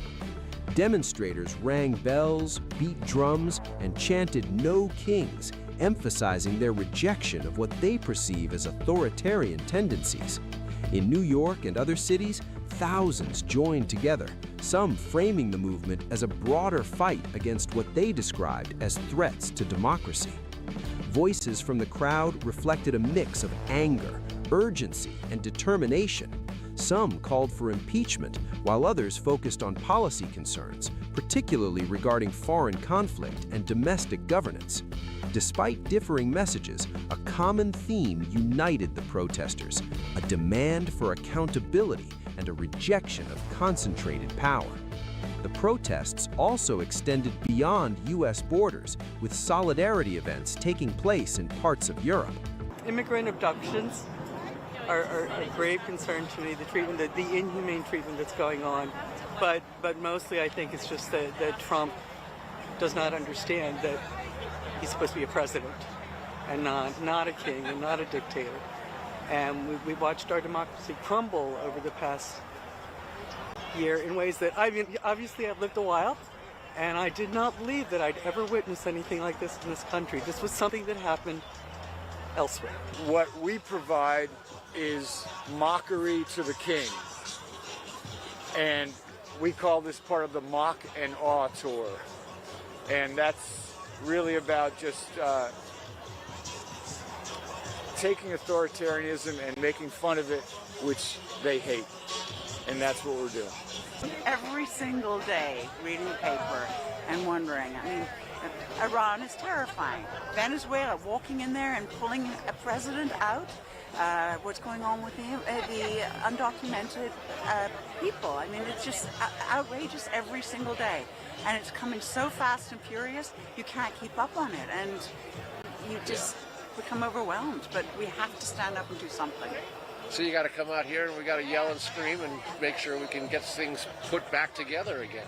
I don't like foreign wars. I don't like excessive government spending, which we're also managing to do somehow.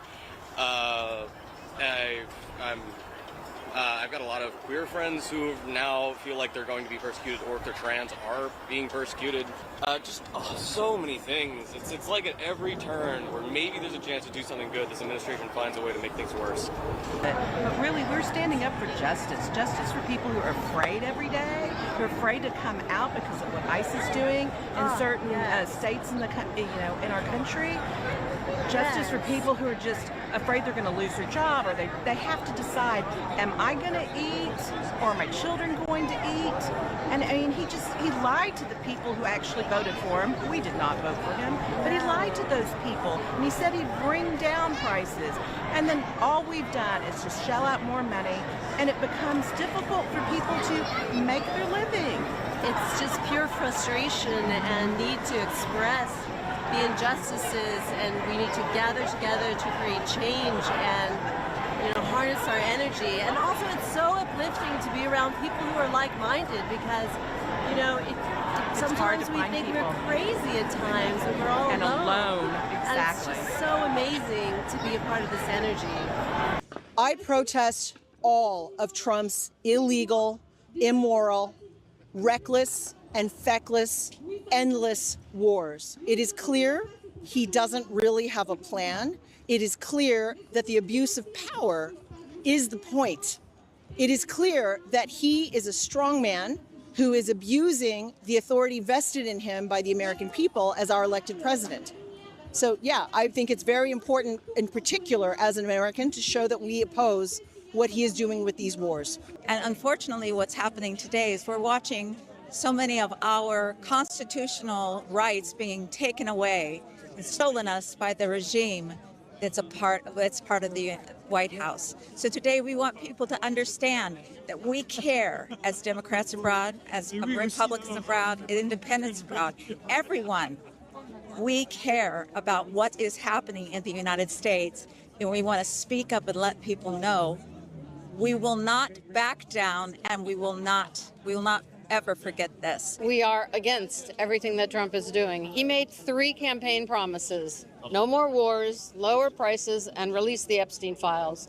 He has done the complete opposite of all 3 of those things. We have not forgotten about ICE and how they gunned down 2 American citizens in the streets of Minneapolis. There are so many things to protest. I could go on for hours. But basically, we're here to show solidarity with the 3,000 cities in the U.S. where they're demonstrating today, to show that we're done with this. We need the Congress to take back its authority, and Trump has to stop doing things that are illegal. This is a lawless regime.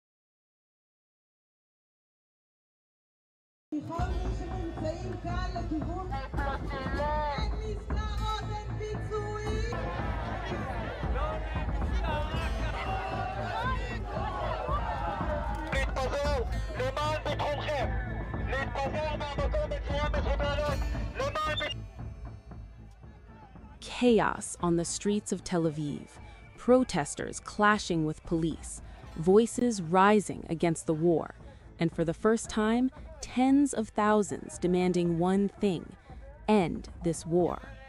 As the war enters its 29th day, Israel is now facing pressure not just from missiles in the sky, but from anger on the streets.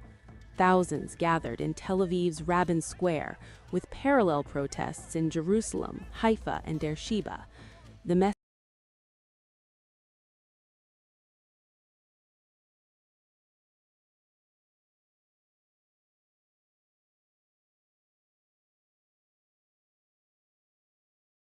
相手の提示した枠の中に置かれている。この流れは一度や二度では終わりません。繰り返されることで日本は最終的に折れるという期待が外側に形成されていきます。それは明文化されたルールではありません。しかし外交の現場ではこうした空気こそが最も強い前提になります。さらにこの構造を見えにくくしてきたのが国内の情報環境です。複雑な外交交渉の中身は一般に伝わりにくく、断片的な情報だけが流れる。結果として多くの人々はなぜその決定が下されたのかを十分に共有されないまま結論だけを受け取ることになる。するとどうなるか。一部の人々は納得できず不信感を強める。一方で問題を深く追わない層にとってはそもそも論点自体が曖昧なまま過ぎ去っていく。こうして議論が積み重ならない状態が続いてきました。今回の騒動が注目を集めた理由もここにあります。単なる金額の問題ではなく、また同じことが起きているのではないかという感覚、それが多くの人の中で一気に可視化されたのです。しかし同時にここに一つの変化の兆しも見えます。それが高市政権の対応でした。これまでであれば曖昧な調整に向かっていたかもしれない局面で、あえて議論の前提そのものを問い直す、受け入れるかどうかではなく、その議論に入る理由があるのかを問う。この姿勢は小さな違いのようでいて、実は決定的です。なぜならそれは事なかれの連鎖を断ち切る最初の条件だからです。ただしここで一つの疑問が残ります。もし日本がこれから本当に変わるとするならば、その変化は一度の対応で完結するものではない。では日本はどこで何を変えなければならないのか。その答えは過去のあるパターンを見ればよりはっきりと見えてきます。過去を振り返ると日本外交には一つの繰り返されるパターンが存在してきました。それは問題が発生した時、まず関係の悪化を避けるために譲歩の余地を探り、一定の形で決着をつけるという流れです。この方法は短期的には極めて有効でした。対立は表面化せず、国際的な摩擦も最小限に抑えられる。国内でも大きな混乱は起きにくい。しかしその裏側ではもう一つの現象が静かに進んでいきます。それは問題が解決されたのか、それとも先送りされたのかが曖昧になるという状態です。一度譲歩によって収められた問題は形を変えて再び現れることがある。しかも次に現れる時には前回の対応が前提として組み込まれている。つまりゼロからではなく前より一歩進んだ要求として提示されるのです。この積み重ねが続いた結果、日本の中には一つの強い感覚が生まれていきました。どこかで線を引かなければ同じ構図は終わらない。そして今回その線をどこに置くのかが改めて問われたのです。高市政権の対応が意味を持つのはまさにこの文脈においてです。単に一つの要求を退けたという話ではない。過去の流れの延長線上でどこで転換するのかを示した可能性がある。ここで重要なのはその転換が対立を意味するわけではないという点です。むしろ逆です。明確な基準を持つことによって初めて持続的な関係が成立する。曖昧なままの合意は後に必ず解釈の衝突を生む。しかし最初から条件と範囲が明確であれば交渉は対等なものになる。それはどちらかが一方的に譲る関係ではなく、互いに限界を理解した上での関係です。つまり日本が今直面しているのは選択の問題です。これまで通り摩擦を避けることを最優先にするのか、それとも摩擦を恐れずに基準を明確にするのか。前者は短期的な安定をもたらします。しかし長期的には同じ問題が繰り返される可能性を残す。後者は一時的な緊張を伴うかもしれない。しかし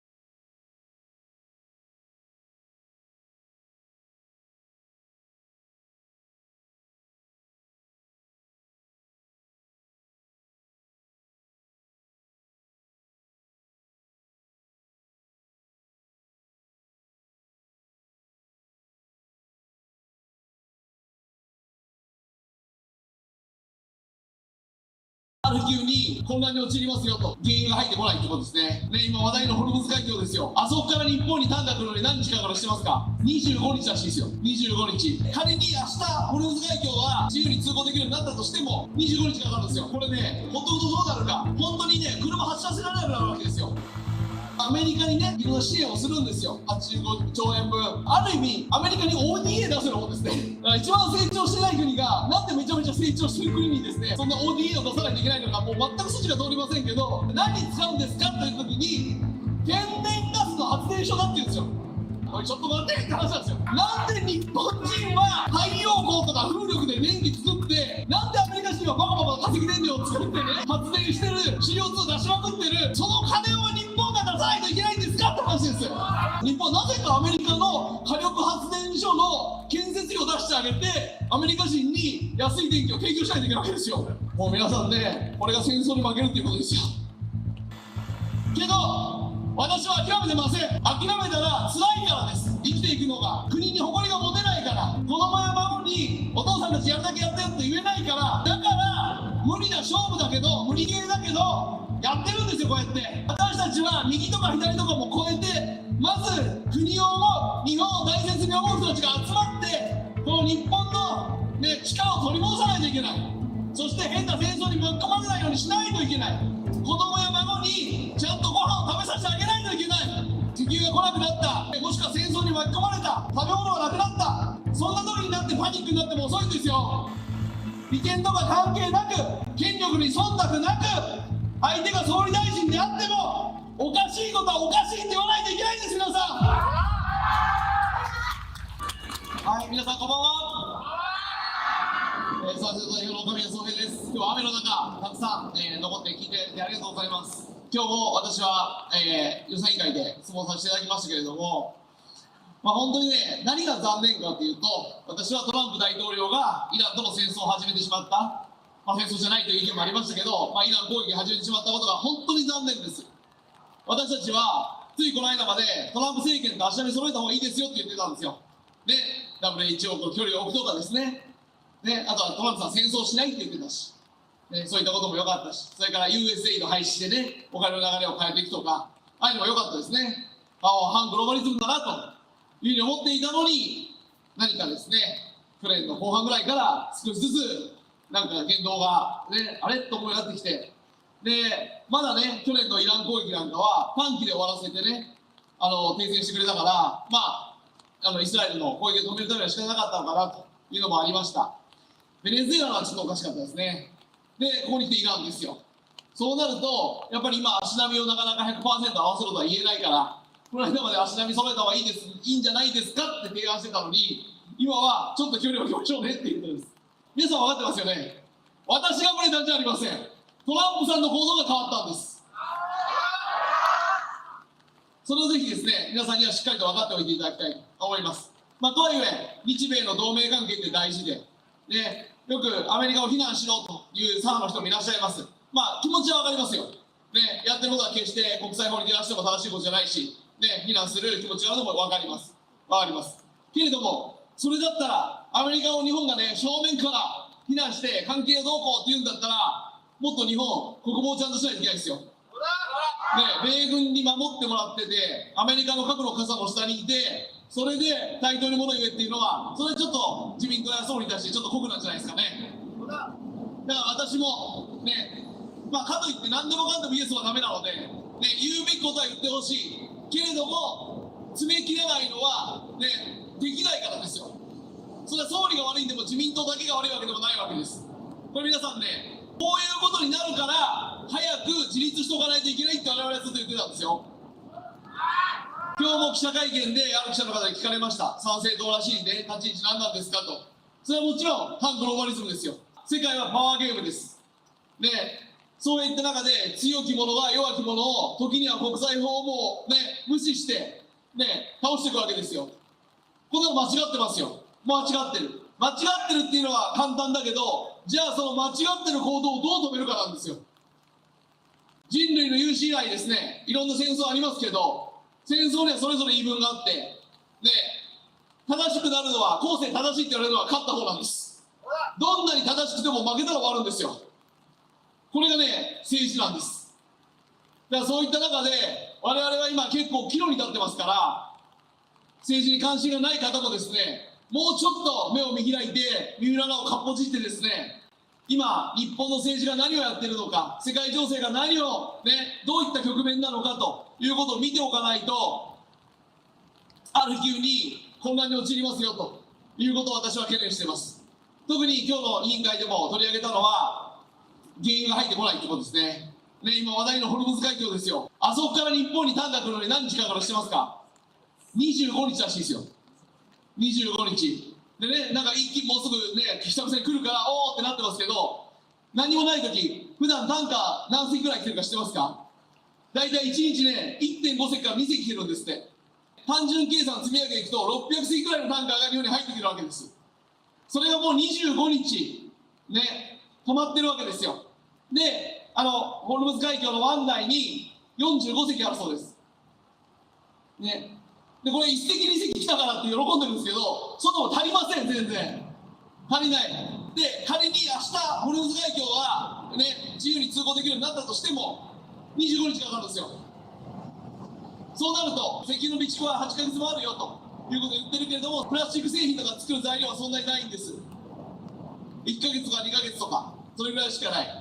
これね、ほとんどどうなるか、本当にね、車発車せられなくなるわけですよ。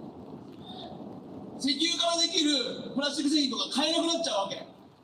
ものすごい混乱しますよ。で、今世界はどうなってるかっていうと、それを見越して石油とかをなるべく使わないように制限をかけようって言ってるんですよ。これが世界の一般的な、韓国とかね、東南アジアとかもそうです。みんな石油節約しようと。なんか一国だけ補助金出すからどんどん使っていいよって言ってる国があるんですよ。どうしてますか？ジャパンです。日本です。これね、いや、これね、私今日も言ったんで、別に補助金出すことは悪くないんですけど、1兆円ガソリンとかの補助出すと言ってるんだけど、これおかしいのは、なんかガソリン価格を170円ぐらいにしようとか総理が言ってるんですよ。これやめた方がいいですよって私言ったんですよ。だって、ね、今220円としたら1リッター50円の補助でいいけど、270円だったらリッター100円ですよ。そんな1兆円なんかすぐなくなっちゃう。だから、ある程度の補助はいいとしても、金額は170円とか言わない方がいいですよ。それと、アメリカから裏情報もらってて、ね、もうあと1週間で終わるからって分かってんだったらまあいいんですわ。いや、実は後から知ってたんですって言うんだったら、まあいいですけど、目と立ってないはずだでしょ？分かんないでしょ、どうなるか。それだったら持久戦になる可能性があるから、日本も節約始めとかないとまずいし、来なくなった場合の代替手段とか、ね、国民に伝えておかないと、あんまり急にやったらパニックになるでしょ。ね、急に物がなくなったらパニックになりませんか？なくなるかもしれないよというふうに、ある程度心構えがあれば、皆さんそれなりにやるじゃないですか、準備を。けど、ある日突然物が来なくなったってなったらパニックになるんですよ。私、これを恐れてるんです。前から。こうなるんじゃないかなと思って、総理がアメリカに行く前から、そういう状態は作らないでくださいねと。それには一番いいのは、イランと交渉することですと。で、アメリカなんか交渉できない、イスラエルはできないわけでしょ。で、中国とかインドに頼むわけにはいかないわけじゃないですか。であれば、日本が窓口になって交渉すべきだって言うんだけど、そんな日本だけ抜け駆けすることはダメだと。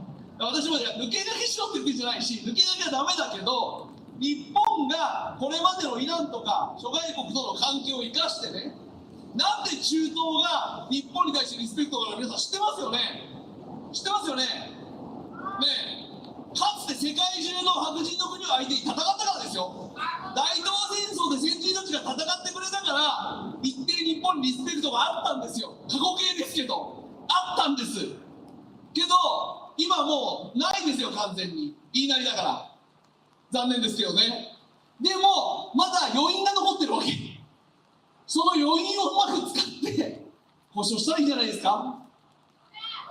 いや、だって、戦闘でも人は亡くなりますけど、物資がなくなっても、経済が混乱しても人は亡くなるんですよ。今のうちにそうならないように、しっかりと予防線張っとくのが、ね、我々国民、そして政治家の務めだと私は思います。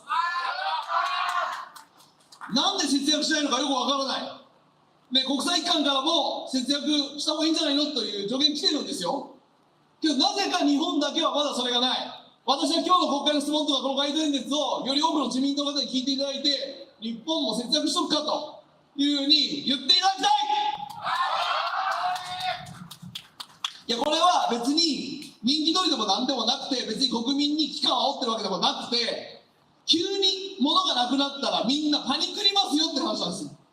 とにかく、ね、戦闘を早く止める交渉をする大事だけど、だからといって石油を渡しませんとか封鎖しますとか、それはもう戦闘と関係ない国まで全部影響を及ぼすから、それダメですよと、いうふうにイランにも言わないといけない。それはきつく言わないといけない。アメリカ、イスラエルにも本当に言わないといけない。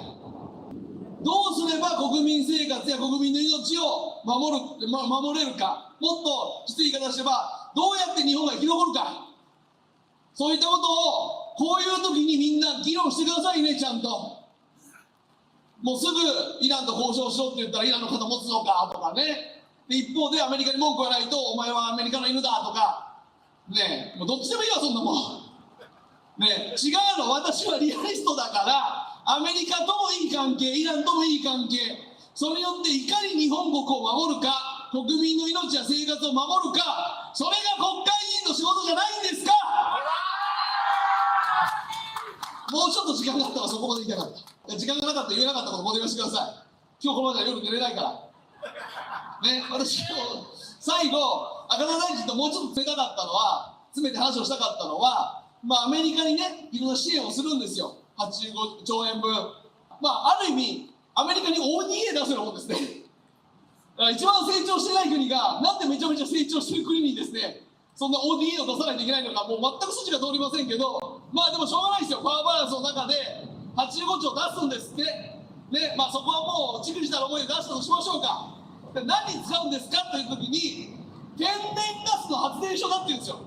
おい、ちょっと待ってって話なんですよ。ね、いや、100歩譲って、アメリカに天然ガスの発電所を作るんだったら、日本にも天然ガスの発電所を作りましょうよって言ったんです。なんで日本人は太陽光とか風力で電気作って、なんでアメリカ人はバカバカ化石燃料を作ってね、発電してる、CO2 出しまくってる、その金を日本が出さないといけないんですかって話ですよ。ねえ、また再エネ賦課金上げられて、もうどういうスキルですか。ねえ、これおかしいでしょ、皆さん。これね、もう本当にね、小学生も今日来てくれてるけど、今のおかしいでしょ。おかしくない？日本は、二酸化炭素出しちゃダメだからって言って、メガソーラーとか風力で発電しなさい。そのために毎年2兆円以上国民から余分にお金取りますよってやってるんだよ。ね、そうやって我々高い電気買わされてるわけ。にもかかわらず、日本はなぜかアメリカの火力発電所の建設費を出してあげて、アメリカ人に安い電気を提供しないといけないわけですよ。もう皆さんね、これが戦争に負けるっていうことですよ。風力発電が作るとですね、固定資産税が安くなる制度があるんですよ。意味わからんでしょ。フィット制度で固定で買い取ってもらえるわ、固定資産税安くなるわ、ね、税金安くなるわ、なんで脱炭素なんですよ。意味がわからん。意味がわからんです。ね、こういったことはもう意味がわからないこといっぱいあるんですよ、国会の中で。で、さっき吉川議員も言ってましたけど、ね、参政党は普通にこういう意味がわからんこと、意味わかりませんって言ってるだけなんですよ。なんでですかと、足立議員も言ってましたね。なんで日本人で働けない人が400万人いるのに人手不足なんですかと。ね、人手不足を演出してるんですかと。だからね、皆さんこれね、皆さん、政府がやってることってわざとやってんじゃないのと。わざとやってたんじゃないのと思いませんでした、皆さん。わざわざ他の国がやってない脱炭素やって余分に金吸い上げてるでしょ。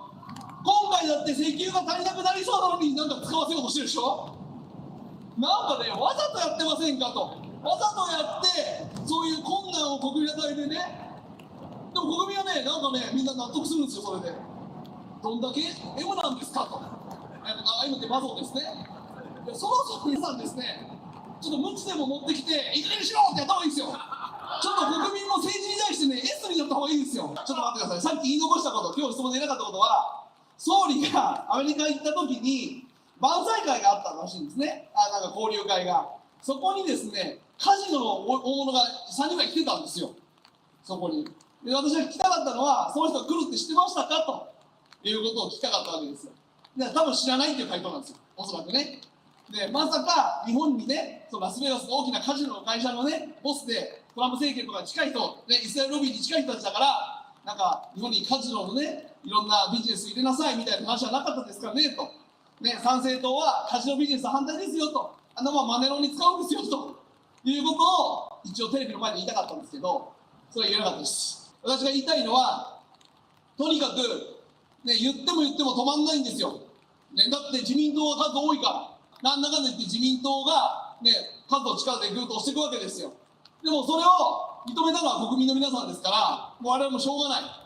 けど、すべての国民がイエスって言ったわけじゃないんです。ね、だから我々のようにおかしいと思ってる人間もまだ結構いる。だから我々がやることは、もちろん政府のおかしいことはおかしいと言いながら、仲間を増やすしかないんですよ。前回の選挙で自民党が得た票は2100万票ですよ。2100万票。参戦党がどれぐらいかというと、その5分の1、426万票。ね、だから次4年間か3年間か分からないですけど、分かってるのは2年半後の参議院選挙ですよ。それを目指して一緒にやってくれる人を我々は少なくともこの1年間で600人集めたい。150人ぐらいが目処ついてますから、あと450人です。1日1人見つけないといけないですよ、候補者を。でもそれをみんなでやるんです。それしか我々が自民党とか既存の権力を持った人たちに抗う術はないんですよ。皆さん文句だけ言ってても変わらないし、政党を作ったけど我々30人じゃ国の中では変えられないんです。けど少しずつ大きくなってきたでしょ。ちょっとずつ何もないところからここまで積み上がってきたでしょ。だから諦めずにやってればまだ可能性はあるということです。そして今の政治の流れを変える、そして最終的には日本が世界の中で自分たちが正しいと思っている正義を貫くだけの力を持った国に戻さないといけないわけです。明治維新以降170年ぐらいかけてやられてますからね。戦後だけでも80年ですよ。だからこれをひっくり返して戻すのは相当な能力だけど私は諦めてません。諦めたら辛いからです。生きていくのが国に誇りが持てないから、子供や孫にお父さんたちやるだけやってよって言えないから、だから無理な勝負だけど無理系だけどやってるんですよ。こうやってその思いをぜひ一人でも多くの国民の皆さんに受け止めていただきたい。賛成とか好きだとか嫌いだとかね、もっと言えば神は嫌いだとかいろいろあるでしょうけども、そういう目の前の好き嫌いとかこの意見が違うとかじゃなくて、もっと大きな絵を見てください。歴史を見てください。今の日本の世界の中の立ち位置を見てください。私たちは右とか左とかも超えて、まず国を思う、日本を大切に思う人たちが集まってこの日本の、力を取り戻さないといけない。そして変な戦争に巻き込まれないようにしないといけない。子供や孫にちゃんとご飯を食べさせてあげないといけない。そのために私たちはやってるんです。だから今まだ問題がそんなに顕在化してないうちにそれをやっておかないと、石油が来なくなった、もしくは戦争に巻き込まれた、食べ物がなくなった、そんな時になってパニックになっても遅いんですよ。それは今何もしないから、平時の時に何もしないからそうなった時に慌てるんです。違う、そうならないように普段から考えて行動することが大事。そして政治に関わって自分かもしくは自分の周りの人たち、心ある人たちを政治の世界に送り込んで、おかしいものはおかしいと、利権とか関係なく、権力に忖度なく、相手が総理大臣であってもおかしいことはおかしいって言わないといけないんです。皆さん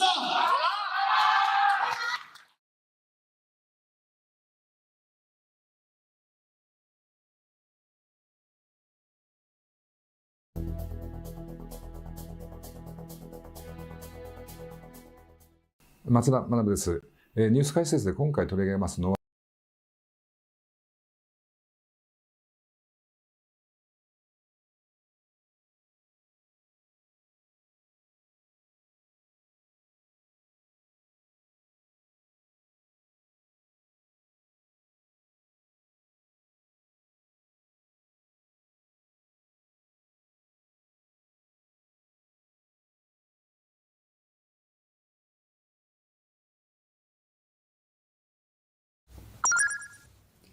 イランへの攻撃が始まって1ヶ月が経つ中、アメリカ中央軍は日本を拠点とする強襲揚陸艦などが中東地域に到着したと発表しました。中東地域に27日到着したのは、長崎県の佐世保基地を拠点とする強襲揚陸艦トリポリや沖縄に配置されている第31海兵衛星部隊などです。派遣されたのは合わせて3500人ほどで、戦闘機や輸送機も加え、水陸両用の作戦に対応できる戦力だということです。ニューヨーク・タイムズは海兵隊が派遣されていて、ホルムズ海峡の開放に向けた作戦の一環だと指摘しています。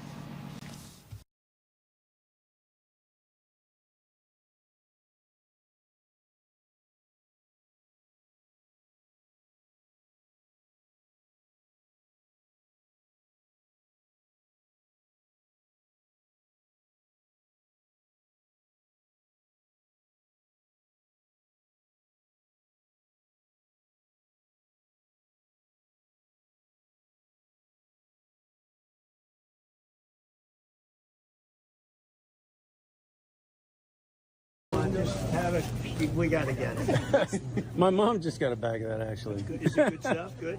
She says it's the best. Is that the best? She says it's the best. If it is, I'll be in Washington, D.C., hopefully in the Oval Office. I'll send for popcorn. Okay? Appreciate it. Just have it. We got to get it. My mom just got a bag of that, actually. Is it good stuff? Good? She says it's the best. Is that the best? She says it's the best. If it is, I'll be in Washington, D.C., hopefully in the Oval Office. I'll send for popcorn. Okay? Appreciate it. Just have it. We got to get it.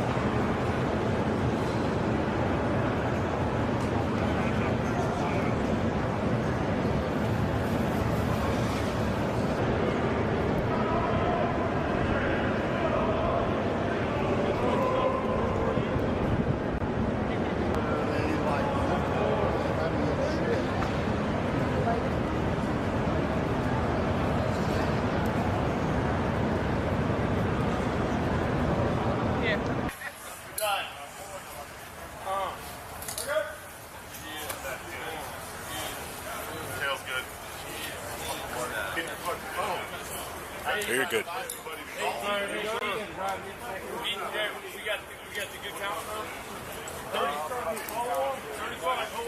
Hey, if we get a good count tournament, go ahead out to our aircraft.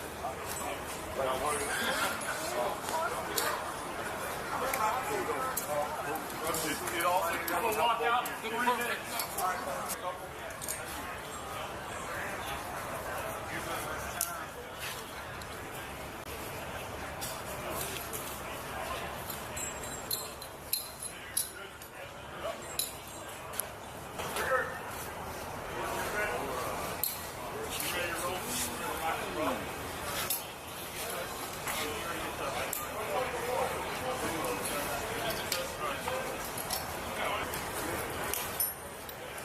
Jesse, you got a ball seat?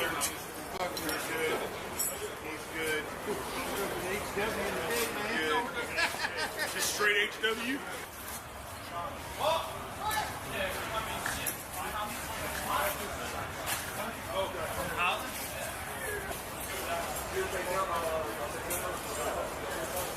Days or less.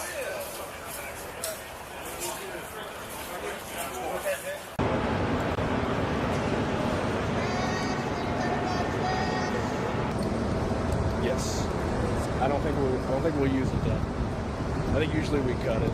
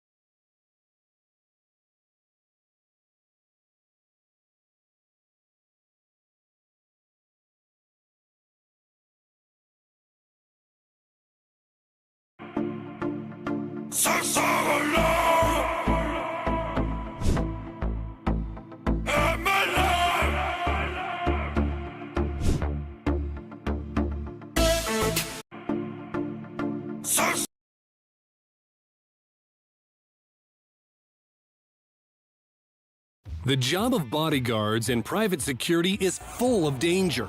Thanks to them, celebrities and politicians are able to feel safe. In this video, we'll take a look at the most impressive and dramatic moments of private security in action. When the president drives through the city streets, he's always accompanied by reinforced security.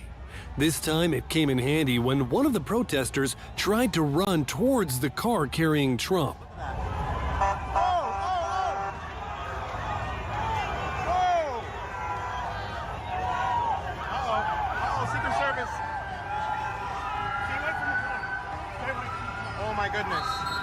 Private security saves the Pope from a deranged fan during his procession in Morocco. ضيف أمير المؤمنين نصره الله قداسة البابا فرانسيس ضيف أمير المؤمنين نصره الله. Footage of the U.S. president being escorted out after an assassination attempt. Flawless teamwork from the entire security detail.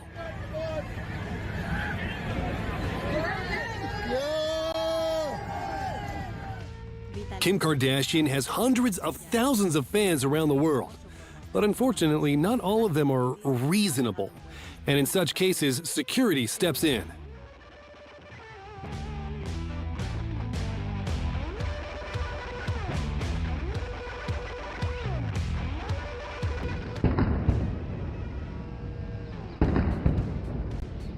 What do you think of the Indonesian president's motorcade during his visit to India?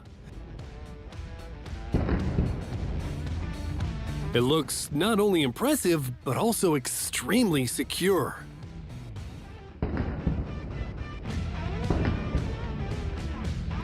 Rapper Tekashi 69 looks absolutely tiny compared to his bodyguards.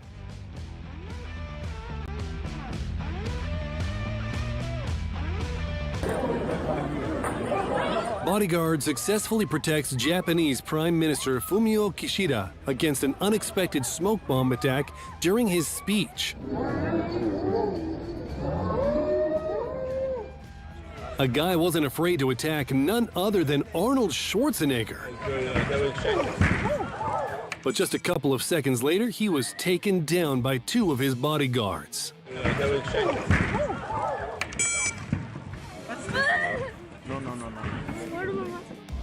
Private security training. Good job, good job.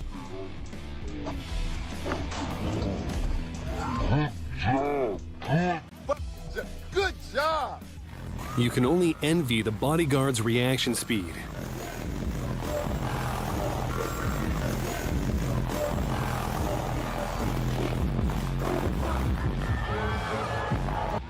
Stewards on a football field aren't exactly personal security, but look at how this guy desperately saved Cristiano Ronaldo from a fan.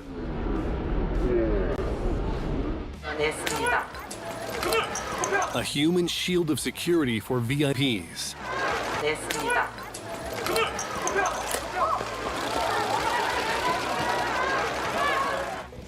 Lady Gaga's bodyguard took down a fan in Romania.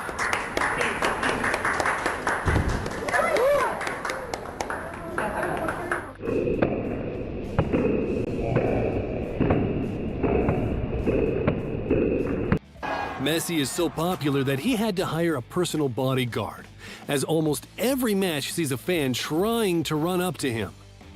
BRICS Summit security didn't let Xi Jinping's aide into the hall as he tried to catch up with the Chinese leader.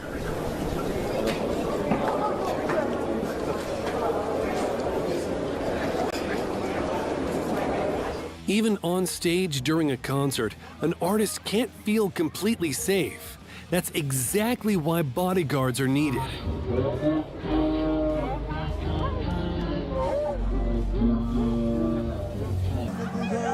As you can guess, Messi's bodyguard has plenty of work to do.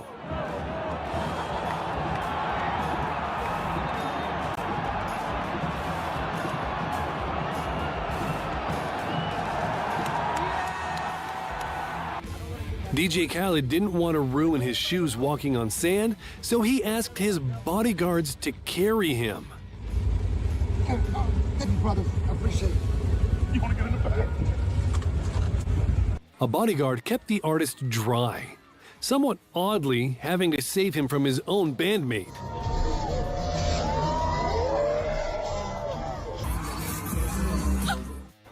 Once again, Messi's bodyguard in action. It seems he's already earned himself an award. IShowSpeed's bodyguard goes crazy over a fan. Don't bang, do not bang, don't bang, don't bang.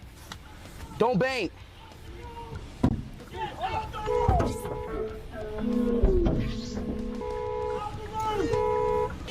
Beyonce decided to get as close as possible to her fans, but one of them began pulling her off stage.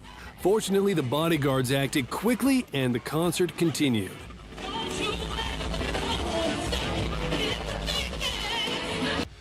Great. Secret Service swarms in to protect Donald Trump after scare in Reno, 11/5/2016.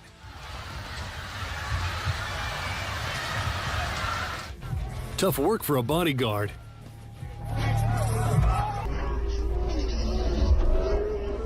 This guy wanted a photo with Cristiano so badly that he ran onto the field during the match, but the stewards acted fast.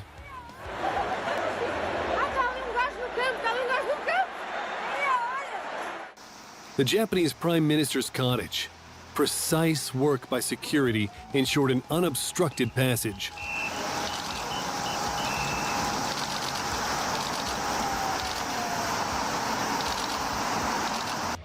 Jack Doherty and Mike Smalls get into a confrontation at Jack Doherty's Tesla event. It escalates when Jack starts shooting Mike Smalls with a water gun. After the confrontation, Mike Smalls is kicked out of the competition. Check out the level of armor on the French president's car. It seems like it could withstand even machine gun fire. Chaos as Lady Gaga leaves her hotel. A fan tried to take a selfie, but the bodyguard completely kicked him out, saying, "Are you kidding me?"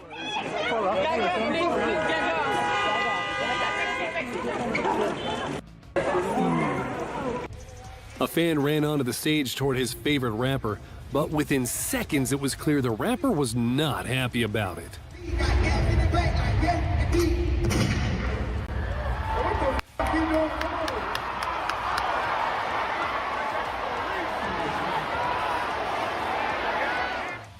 Travis Scott's security in action.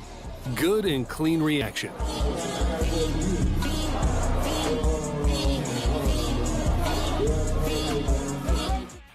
Airports are places where fans often show up, trying to get close to their idols. But this guy's bodyguard is always on alert.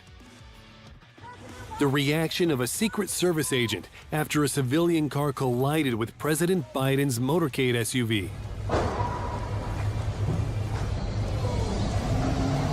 Is the reaction of the Secret Service agents fast enough?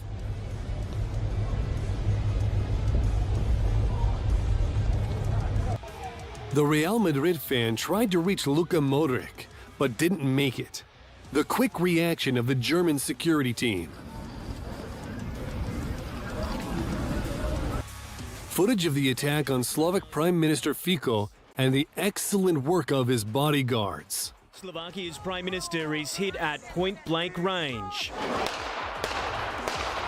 Reportedly, multiple times, Robert Fico tumbles to the ground on the left before being dragged into his official car. Anya Taylor-Joy accosted by autograph-hungry fans in Nice airport. This video highlights security team reaction.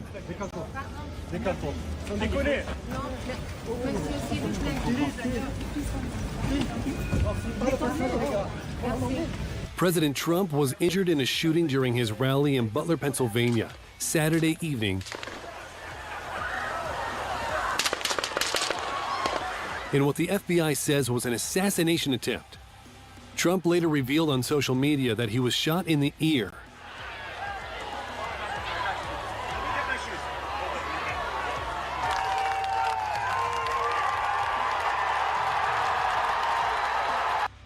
The moment Neon's security, Leon, saved his life when Jack Doherty runs up on him.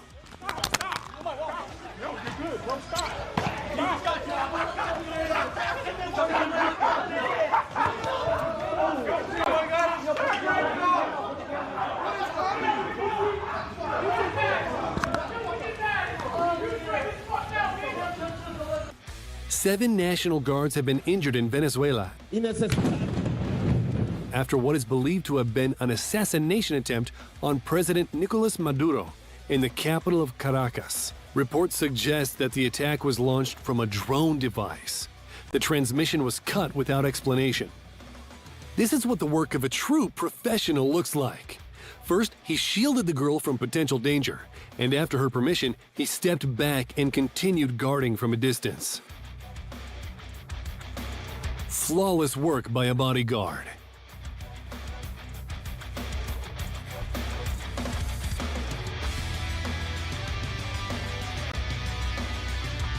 Ariana Grande under the watchful eye of her bodyguard.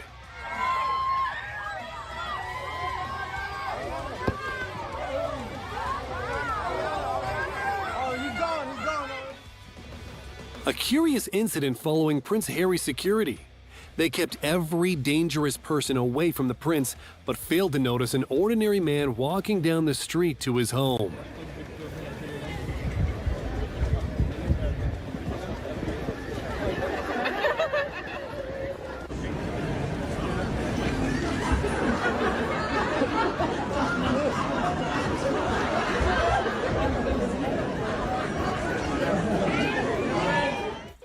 Unfortunately, even President Macron's security couldn't prevent a slap from one of the voters.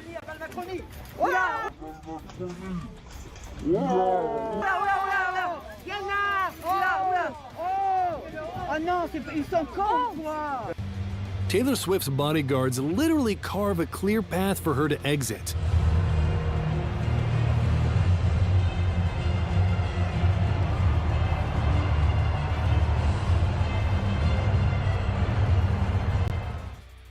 Trump desperately tried to help a soldier retrieve his flying hat. You see a Marine alongside Marine One lost his cap. The president goes to help put it back in. It falls off again as he pats him on the side. He goes and he grabs it again. It's so windy, obviously, from the helicopter. MC gets on stage at a concert, almost gets stripped nude by security.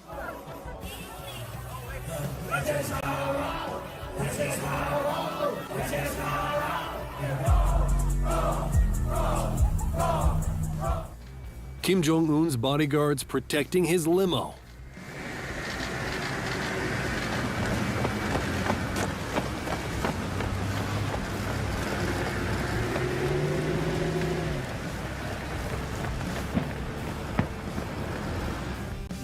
Ivanka's Secret Service detail shows one man why you don't get close to the president's daughter.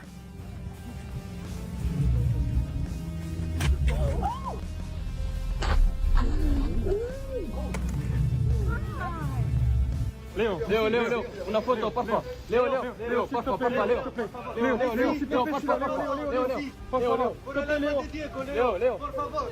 porfa, Leo, de Maradona, por favor.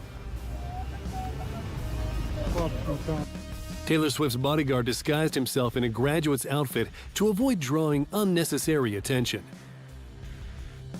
Incident during the passage of King Jordan's security convoy during the royal convoy's passage. A person from the crowd manages to run onto the road, heading toward the escort vehicles.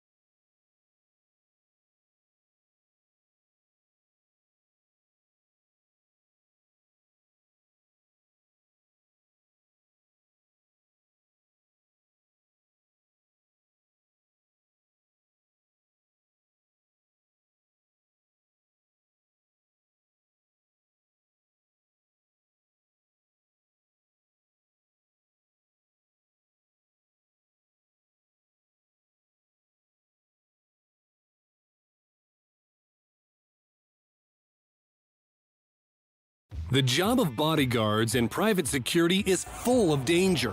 Thanks to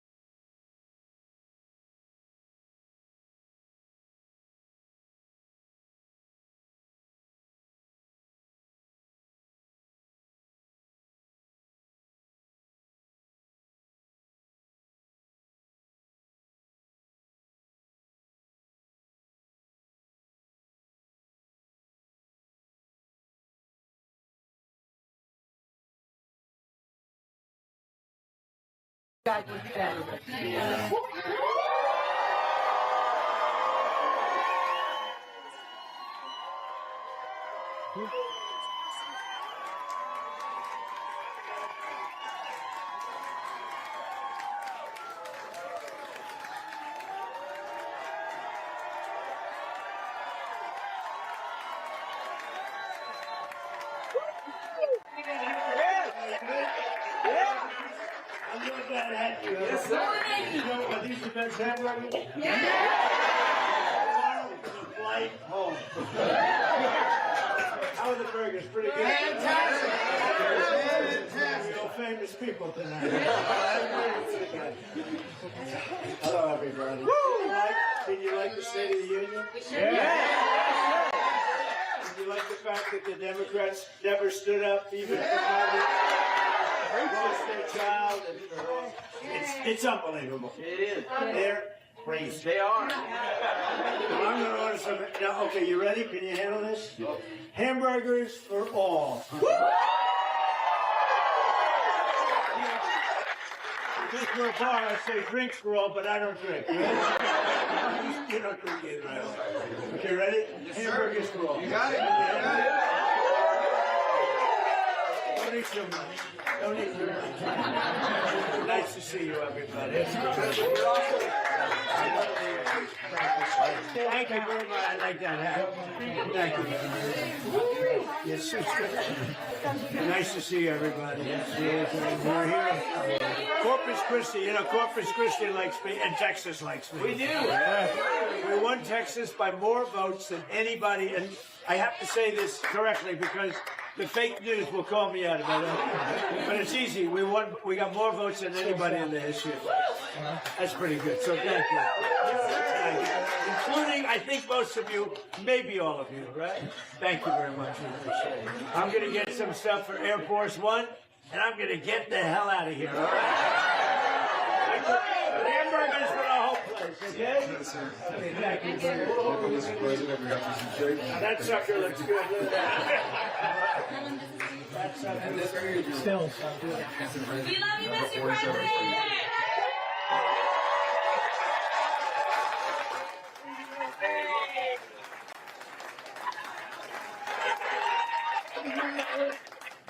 To beat things, I probably shouldn't eat this one. I should get a different one at random.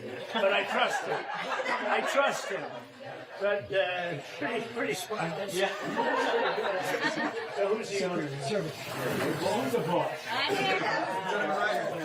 She's the boss. She's the boss. 30 years. My manager. Nice to meet you. How about that? It's an honor for you to come. Thank you. Thank you, everybody. Thank you. Thank you, everybody. I'm going to take this and I'll be.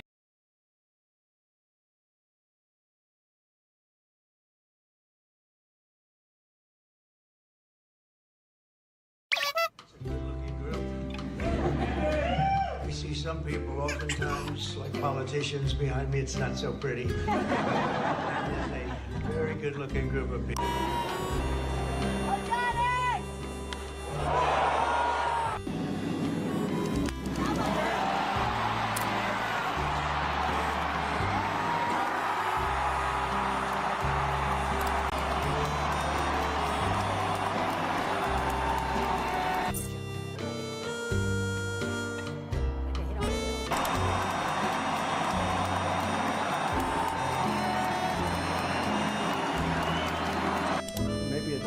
Amazing.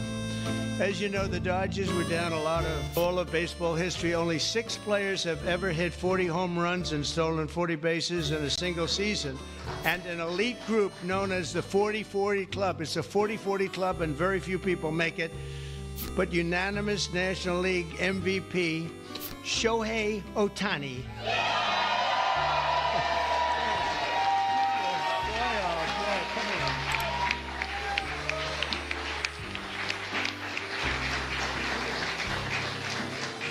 Looks like a movie star. Looks like a movie star. He's got a good future, I'm telling you. He shattered all of those records last year. Think of it, all of them. And he did something even more because he became the first ever member of the 50-50 club. So 40-40 is top. Hitting 54 home runs and 59 steals and an accomplishment unparalleled in 149 years of Major League Baseball. Think of that. That's just incredible. That was a pretty quick game, actually, right? That was a pretty quick game, actually, right there? Is he good? He's only getting better. And he's getting better. Getting better. That's scary for a lot of people, huh? That's scary for a lot of people, huh? He did the unthinkable by going 6 for 6. This is a pretty amazing. I didn't realize it was that good. I saw that game 6 for 6 against the Marlins with 3 homers, 10 RBIs, and a pair of stolen bases. Other than that, it was not a great game.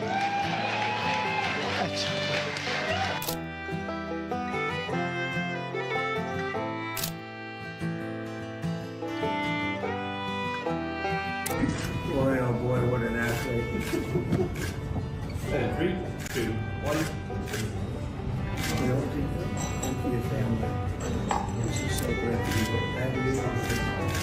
It's a great honor. So great to be able to have you. It's a great honor. You're amazing in person. Have a good time. Great honor. You're amazing in person. Have a good time. Take a picture of the Declaration of Independence. 3, 2, What's just going through your mind, especially those final two at bats you had? 本当に光栄なことだなと思いますし、こうして僕は日本から来て、ここでプレーさせてもらってるわけなので、本当に一日一日この国に感謝してますし、その国のトップの方に会えたことがまず光栄かなと思ってます。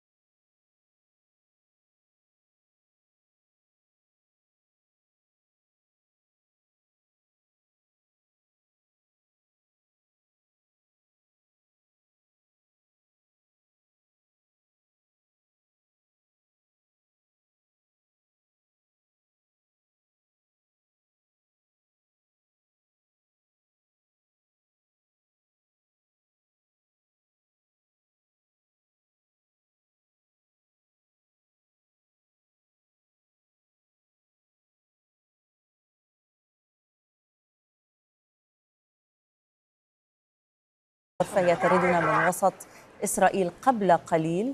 واضح حجم الأضرار المادية التي لحقت بالعديد من المباني، الطرقات والسيارات، وهناك إصابات لإسرائيليين نتيجة هذه الإطلاقات.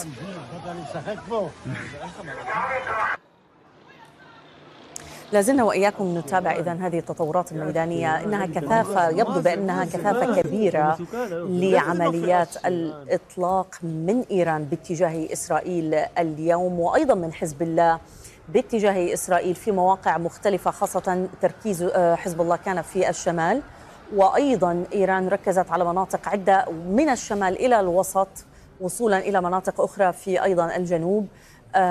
هي 7 موجات، إذن هي 7 إطلاقات في ضمن الموجة الواحدة خلال 4 ساعات. هذه الصور أتتنا إذن من وسط إسرائيل قبل قليل، أما الصور التي سبقتها فكانت من تل أبيب. مباشرة الآن من تل أبيب، وسحب دخانية كما نتابعها على الشاشة ترتفع من مكان سقوط هذا الصاروخ، على الأقل غير مؤكد الآن حتى اللحظة، لا يوجد بيان رسمي إسرائيلي، ولكن كما تابعنا على الشاشة منذ قليل على الهواء مباشرة يبدو سقوط أحد الصواريخ البالستية التي أطلقتها إيران في تل أبيب. أحمد، هل يمكنك تمييز المنطقة التي وقع فيها هذا الصاروخ، أو على الأقل التي ترتفع منها أعمدة الدخان الآن، ربما حتى نتبين طبيعة الهدف المقصود بهذا الصاروخ؟ يعني حتى اللحظة ربما من الصعب تحديد المنطقة، ولكن هذه ضمن منطقة تل أبيب الكبرى. وقع هذا الصاروخ في منطقة تل أبيب الكبرى. نحن نتواجد في منطقة يافا، وهذه المنطقة التي نشاهدها هي مطلة على منطقة تل أبيب الكبرى، ولكن نتحدث عن سقوط هذا الصاروخ على منطقة قريبة نوعا ما من يعني من المنطقة السكنية الإسرائيلية الموجودة في منطقة تل أبيب الكبرى. مشاهداتك أيضا هناك، وهل من تصريحات أو أي بيانات إسرائيلية حول هذا الهجوم أو الرد الإيراني الذي يستهدف تل أبيب ومناطق أخرى أيضا في الأراضي المحتلة؟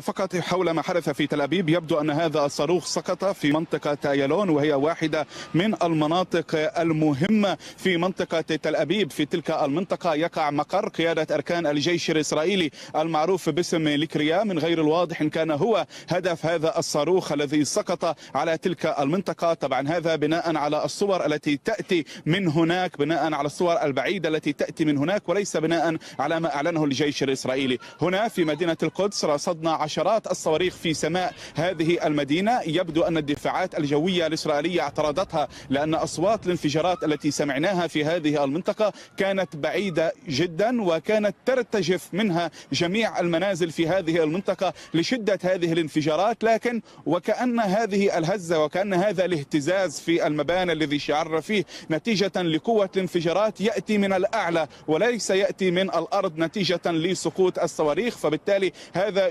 يزيد من احتمال أن تكون إسرائيل اعترضت الصواريخ التي أطلقت باتجاه مدينة القدس. يبقى على ما يبدو الحدث الأساسي هو ما حدث في مدينة تل أبيب خلال الدقائق الأخيرة مما رصده الزميل أحمد جردات على الهواء، وهو سقوط صواريخ في قلب تل أبيب، سقوط صاروخ واحد على الأقل في قلب مدينة تل أبيب. بحسب ما تذكر القناة 12 الإسرائيلية عن تقديرات الأجهزة الأمنية، فإن الرشقة التي رصدناها منذ قليل كانت تضم 100 صاروخ باليستي أطلقت من الأراضي الإيرانية باتجاه إسرائيل. والسؤال لماذا فشلت إسرائيل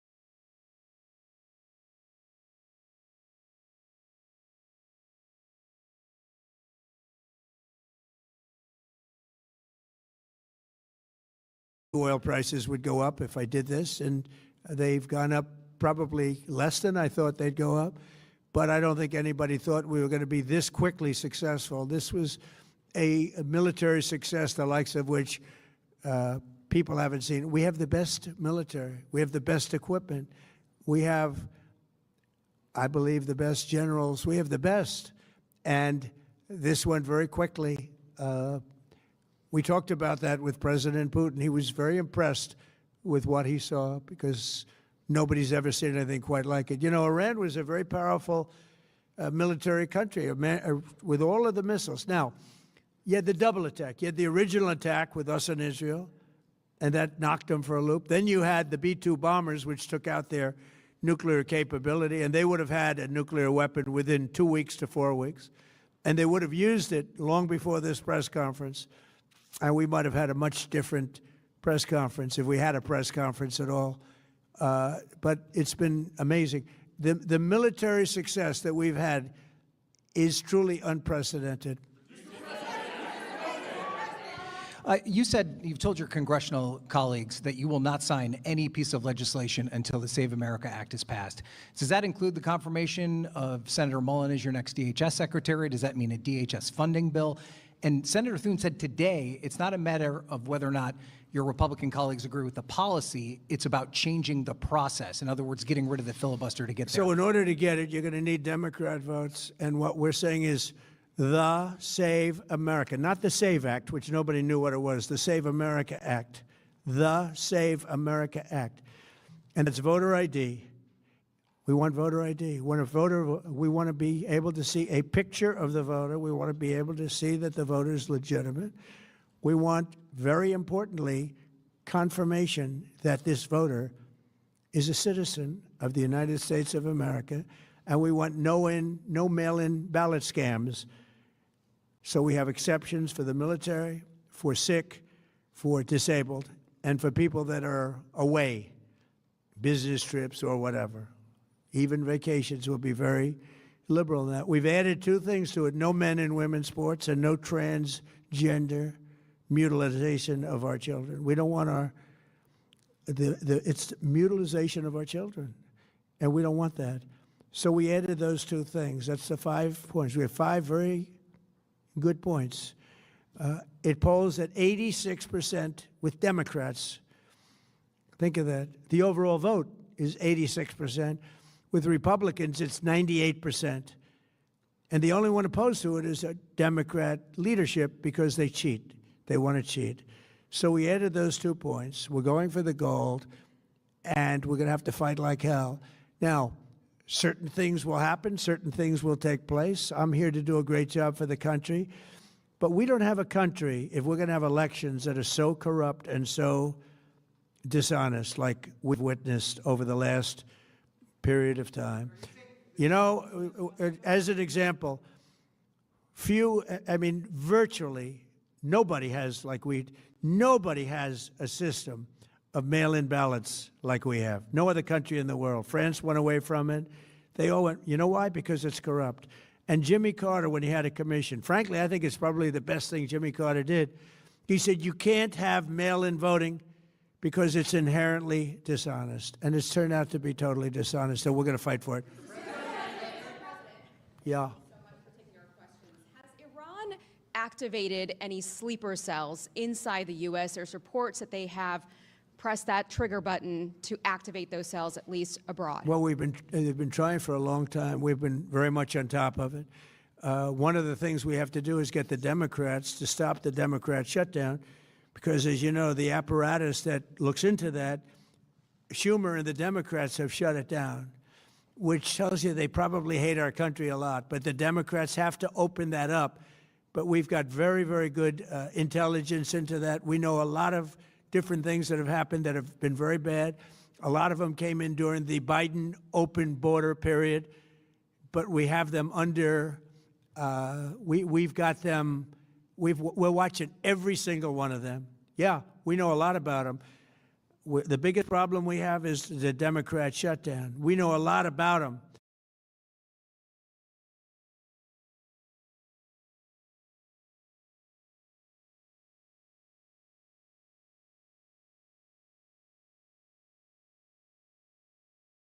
We're coming in by water. But they now have the chance, that is Iran, to permanently abandon their nuclear ambitions and to chart a new path forward.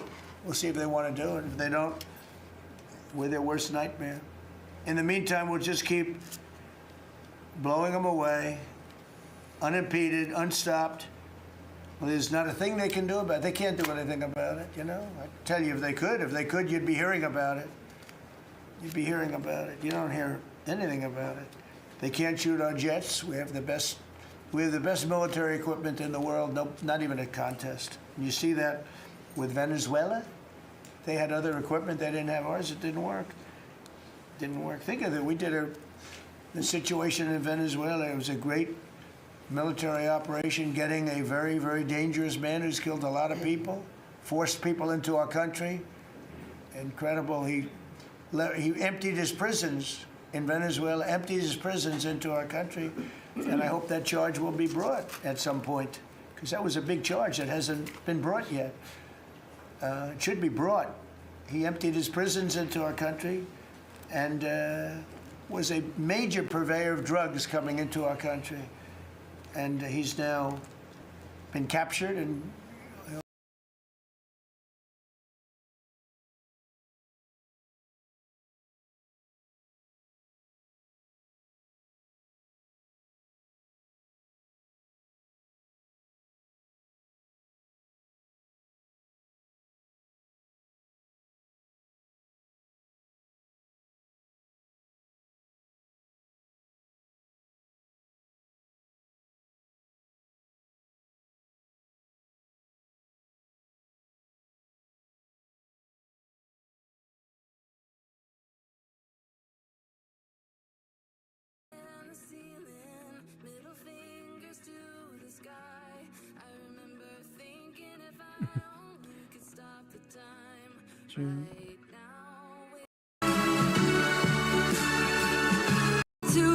ゆうさん、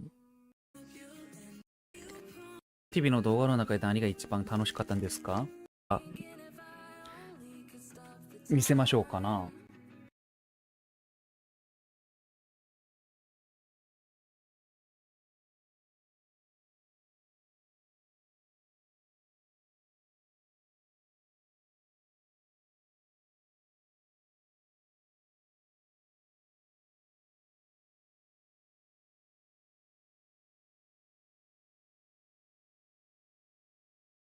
で、これでインボイス絡みでやると、ほぼほぼ9割方通るという、国はインボイスやってほしいわけです。こんにちは、脱税理士の菅原です。菅原さん、はい、IT 導入補助金、はい、こちら公募開始してるみたいなんですけど、はい、これは申請した方がいいんですか？まだ申請してない。人も多いと思います。西野君は申請した？ない。してない。はい。申請してください。個人もいけるんですか？個人もいけるんですよ、これ。設備投資するって言ったら IT やろ。設備投資っていうか何かを買っても大体 IT に絡むやろ。これをそのまま自腹で全部買っとんのか、国が半分補助してくれるのか、大きな違いやで。全然違いますね。もうパソコンとかタブレットとか全部いけるから。全部いけますね。そうなんです。じゃあこの IT 導入補助金、どういったものが対象なのか、詳しい内容について解説をお願いします。はい、わかりました。今年のね IT 導入補助金、すでにね1時は終わってるんですよ。でも今2時。2時が終わっても次3時もある。そうなるんですか？だからね、これ3時が7月18日期限なので、全然間に合うので、西野君ぜひね今回やってみてください。はい。ちょっと今間があったね。見逃さんだよ。これね採択率めちゃくちゃ高いの。だからやった方が得なんで、ぜひね皆さん一度チェックしてね、ぜひね検討してください。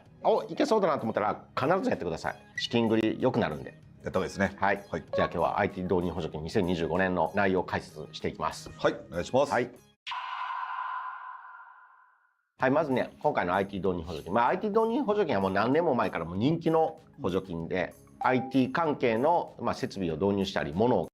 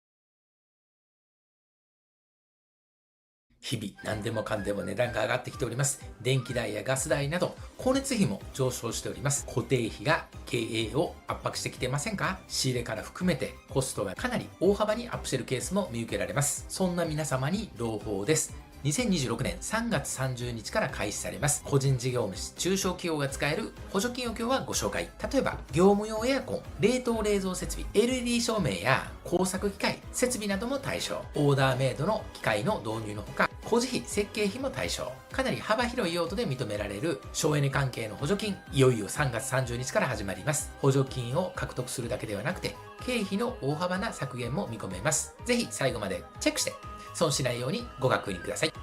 中小企業診断士牧野井先生。中小企業診断士&行政書士 YouTuber の牧野屋です。1、省エネ非課税転換補助金。いわゆる省エネ補助金なんですけれども、3月30日月曜日より申請受付開始予定となっております。一次公募、これからとなっておりまして、どんな方が対象になる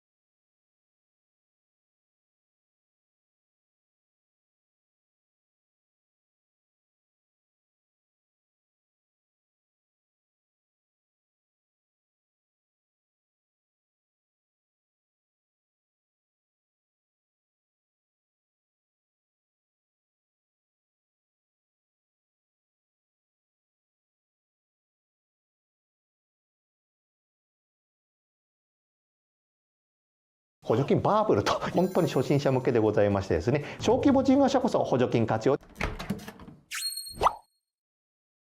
皆さんこんにちは。やりすぎ税理士の西内です。補助金バブル到来ということでですね、多くの方から補助金に関する相談をたくさんいただいていると、補助金が初めての方も多くいらっしゃいましてですね、よくわからないという声も多くいただくんですよね。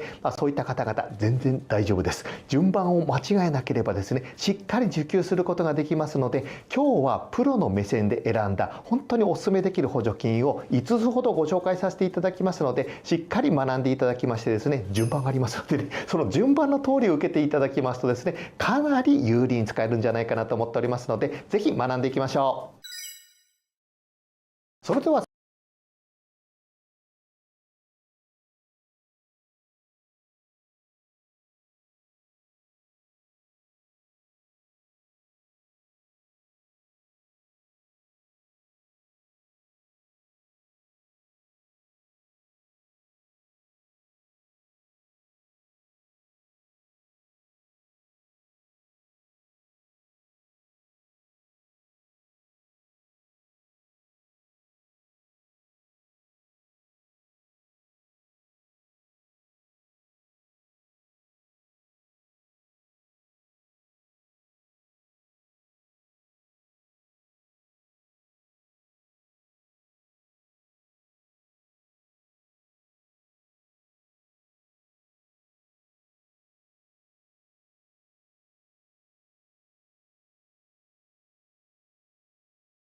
قليل يفيد بأن عمليات الإسعاف الأولي تجرى الآن داخل الملاجئ نفسها بعد الإعلان عن إغلاق مستشفى رمبام أمام الحركة الاعتيادية.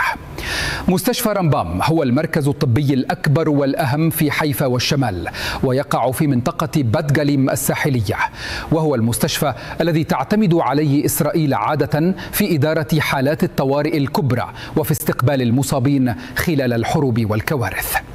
الإغلاق وفق ما تسرب من المصادر الطبية جاء بسبب تأثير موجات الدخان والغازات المتصاعدة من منشآت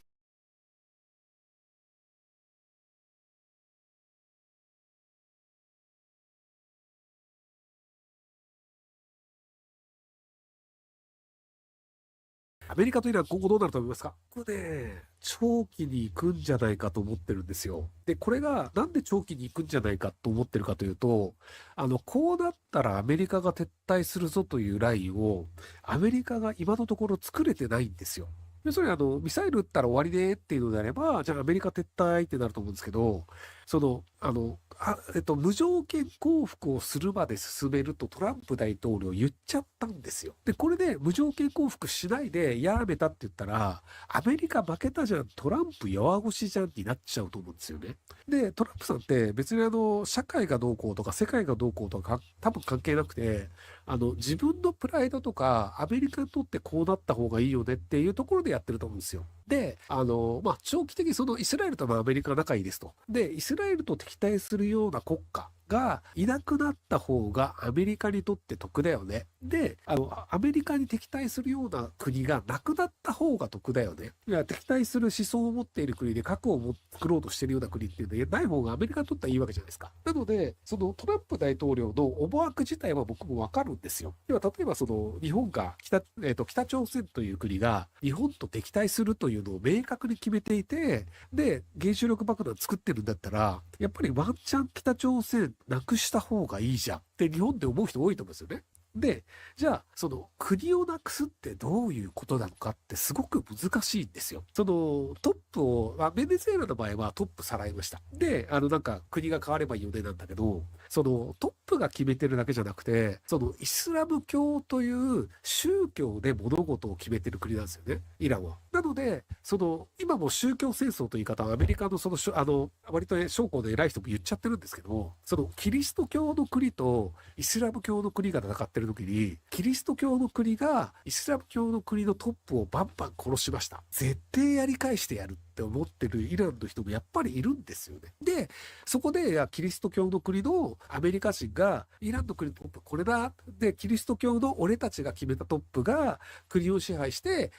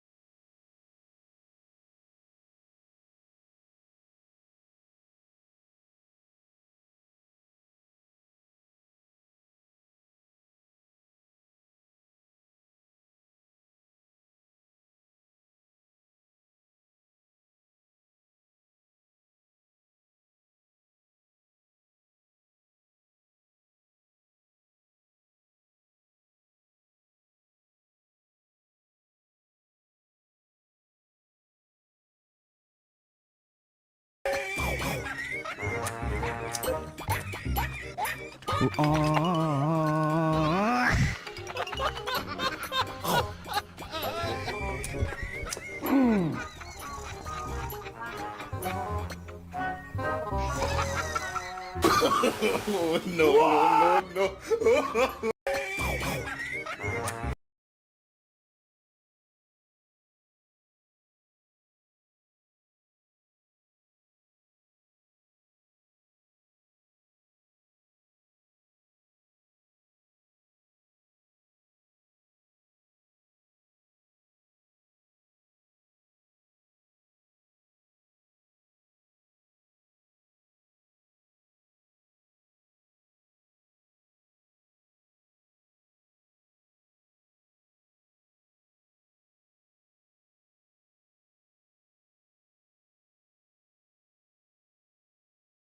皆様、話題食へようこそ。そのニュースが流れた瞬間、日韓両国の政治関係を注視していた多くの人々が思わず画面に釘付けになりました。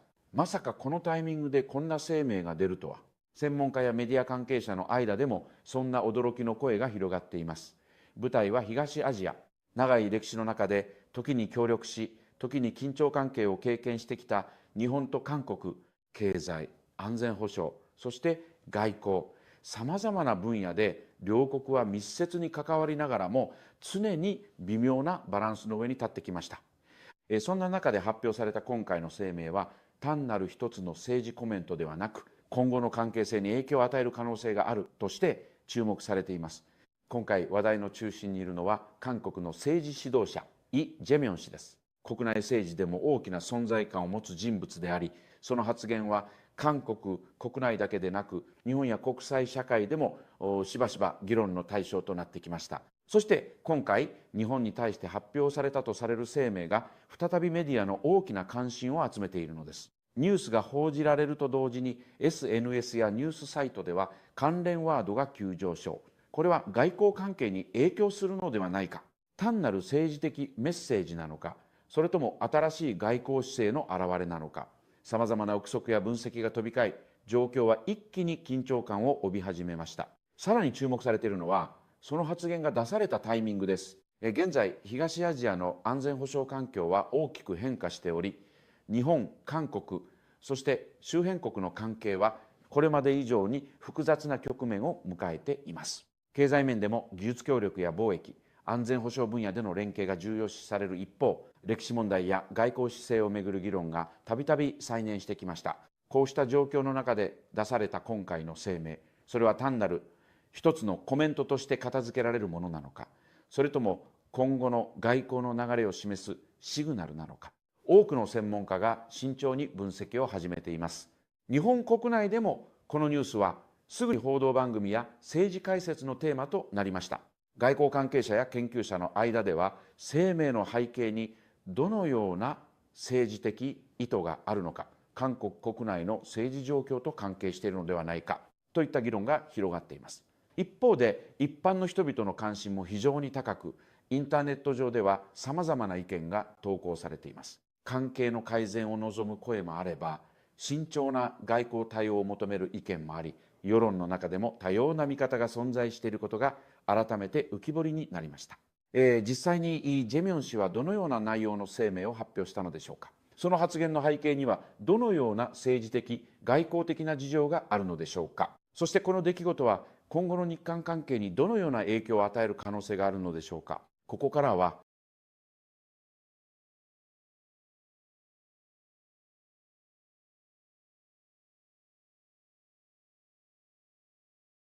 皆さんこんにちは、行動を生み出していきます。それが後に韓国経済にとって、そして日韓関係にとって極めて大きな意味を持つことになるある巨大な社会運動へとつながっていくのです。次の章ではその象徴。どうも、商社1年目の新次です。今日のテーマ調べてて俺もマジでびっくりしたんですよ。サウジアラビアがアメリカ側に立ってイランとも戦争に参加する、そういう流れが今まさに現実になりつつあります。しかもそれだけじゃなくて、クウェート、UAE、カタール、バーレーン、ヨルダン、湾岸の国々がほぼ全部連合を組んでイランに牙を向こうとしています。ちょっと待ってってなりません？つい最近までサウジってイランと国交回復してたんですよ。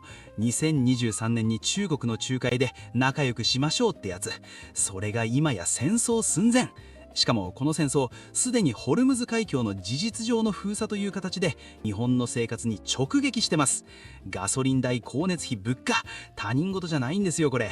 なぜこうなったのか、今日は徹底的に解説していきます。チャンネル登録まだの方はぜひお願いします。そもそもの話から始めると、2026年2月28日、アメリカとイスラエルが突然イランへの攻撃を開始しました。核交渉の最中に奇襲する形でイランの最高指導者ハメネイ師を殺害し、軍事施設を次々と空爆したんです。これ俺も最初に聞いた時、本当にってなったんですよ。ニュースで見てからずっと調べてるんですけど、まあ衝撃で。で、イランはすぐに報復を開始します。イスラエルだけじゃなくて、アメリカの軍事基地がある湾岸諸国、つまりサウジアラビア、UAE、クウェート、カタール、バーレーン、ヨルダン、全部に向けてミサイルとドローンを一斉に発射したんです。ウィキペディアの2026年イラン戦争の記事によると、 UAE だけで3月28日時点で398発の弾道ミサイルと1872回ものドローン攻撃を受けています。クウェートでは空港の燃料タンクが直撃を受けて火災が発生し、カタールのラスラファンガス施設も攻撃されました。これは世界最大級の LNG 輸出拠点です。で、ここで重要なのがホルムズ海峡の封鎖なんです。3月2日、イランの革命防衛隊がこの海峡の閉鎖を宣言しました。ホルムズ海峡ってどこかっていうと、イランとオマーンの間にある幅わずか33キロの細い水路なんですよ。でもここを日量約2000万バレルの原油が通過していて、世界の石油供給の約 20% を占めています。日本に至っては輸入する原油の約 90% がこの海峡を通っています。要するに日本のエネルギーの大動脈が今まさに止まっている状態です。ここからが本題なんだけど、ポイントは3つあります。まずポイント1つ目、イランの孤立と暴走です。調べてみて分かったんですけど、イランの行動ってちょっと常軌を逸してきてるんですよ。湾岸の国々に対してこれだけの攻撃を加えておきながら、さらにここに来て信じられないことをやりました。3月27日、イランがクウェートのムバラク大港をミサイルとドローンで攻撃したんです。この港、何が特別かっていうと、中国の一帯一路プロジェクトの一環として建設中の港なんですよ。中国の建設大手、中国交通建設が関与していて、中国が数十億ドルを投資してきたプロジェクトです。台北タイムズの報道では、一帯一路のプロジェクトが湾岸の戦争で攻撃された初めてのケースと伝えています。いや、さすがにこれはやばくない？アメリカとイスラエルを敵に回すだけじゃなくて、中国まで怒らせるの？一帯一路って習近平の最重要プロジェクトじゃないですか。これを攻撃されたら中国も黙ってないですよ。さらにイランはイスラエルやアメリカが攻撃を主導しているにもかかわらず、それを拒否した湾岸諸国も全部敵と認定して攻撃しています。イランの革命防衛隊は第83波の報復攻撃とか発表してるんですよ。もう数えてるのかよって。つまりイランは今や完全に孤立した状態で、手当たり次第に攻撃する暴走モードに入っています。2つ目のポイントはサウジと湾岸諸国の覚醒です。ここが今日の最大のニュースポイントなんですよ。ウォール・ストリート・ジャーナルの報道によると、サウジアラビアと UAE がアメリカ・イスラエル側への本格参戦に向けて動き出しています。まずサウジアラビアについてです。もともとサウジはこの戦争に参加しないという立場で、うちの基地を使ってイランを攻撃するのは NG というスタンスでした。でも今それが大きく変わっています。i24 ニュースの報道によると、サウジはアメリカ軍に西部のキングファハド空軍基地の使用を許可したとのことです。これすごい転換なんですよ。しかもサウジのファイサル・ビン・ファルハン外相は先週こう言っています。サウジアラビアのイランの攻撃に対する忍耐には限りがある。湾岸諸国が対応できないと思うのは誤算だと。モハメド・ビン・サルマン皇太子も実際の参戦を検討しているという報道が複数出ていて、 WSJ はサウジが参戦するのは時間の問題だという情報源の言葉を紹介しています。ミドルイーストアイの報道では、バーレーンからイランに向けて弾道ミサイルが発射されたことを示す映像が確認されています。 GCC、 つまり湾岸協力理事会の6カ国、サウジ、UAE、クウェート、カタール、バーレーン、ヨルダンは3月26日に共同声明を出してイランを強く非難しています。商社的に言うとね、これって取引先が全部敵になったような話なんですよ。中東産油国との関係ってビジネスの根幹じゃないですか。それが今全部が戦場になっているという、ちょっとシミュレーションしたくないレベルの話です。つまり最初はアメリカとイスラエルだけだった対イラン戦争が、今や湾岸諸国を巻き込んだ多国間の大規模紛争に拡大しようとしているということなんです。そして3つ目のポイントはホルムズ封鎖の衝撃です。ちょっと難しくなってきたから整理すると、問題は軍事的なことだけじゃなくて経済的な影響がもう出始めているってことです。まず原油価格ですね。中東調査会やノート上の分析によると、攻撃が始まる前の2月27日時点でブレント原油は1バレル72ドル前後でした。それが3月16日には105ドル近くまで跳ね上がっています。開戦からわずか2週間強で価格が約5割増しです。クラークソンの調査によると、ホルムズ海峡を通過する船の数は普段は1日110隻くらいだったのが、今は1日5隻まで激減しています。97% 減ですよ。97%。しかも厄介なのが保険の問題です。ガード、スクルド、ロンドン P&I クラブなど複数の大手海上保険会社が湾岸地域を航行する船舶向けの戦争リスク保証の引き受けを停止しています。保険が使えないから船舶外資も通れないんですよ。アンクタッドの報告書によると、ホルムズ海峡を通過していたのは世界の原油の 38%、LPG の 29%、LNG の 19% です。これが今ほぼ全部止まっています。カタールのエネルギー大臣サード・アル・カービーは3月6日に、この戦争が続けば他の産油国も輸出を停止し、フォースマジュール条項、不可抗力を発動せざるを得なくなるかもしれない。これは世界の経済を崩壊させると警告しています。つまりイランとサウジの対立という地政学的な出来事が今や世界経済のインフラを直撃しているというのがポイント3です。じゃあこれが日本にどう影響するかって話なんだけど、はっきり言って影響は甚大です。まず日本企業への影響です。調べてみて分かったんですけど、日本の原油輸入の約 90% がホルムズ海峡を通っています。中東調査会の分析によれば、世界の原油 LNG 輸送の 80% 以上がアジア向けで、その大動脈がホルムズ海峡です。日本郵船や川崎汽船などの大手海運会社はすでにホルムズ海峡の通行を停止しています。これって商社マン的に言うと、輸送ルートが全部止まるってことで、原油だけじゃなくてあらゆる物流コストが跳ね上がります。次に俺たちの生活への直接的な影響です。ガソリン代はすでに上がり始めていますし、光熱費も上がっています。東洋経済オンラインの分析によると、石油化学製品を使うあらゆるもの、プラスチック製品からスーパーの食品まで価格上昇の波が来ます。日本のトラックやバスの燃料調達が難しくなっているという声も金子国土交通省が会見で明かしています。野村総合研究所の木内隆秀氏は、最悪シナリオとして原油が1バレル140ドルを超えるとスタグフレーション、つまりインフレと景気後退が同時に来る状態になると予測しています。ただ少し前向きな話もあります。日本には国家備蓄庫、民間備蓄を合わせて約8ヶ月分の石油備蓄があると言われています。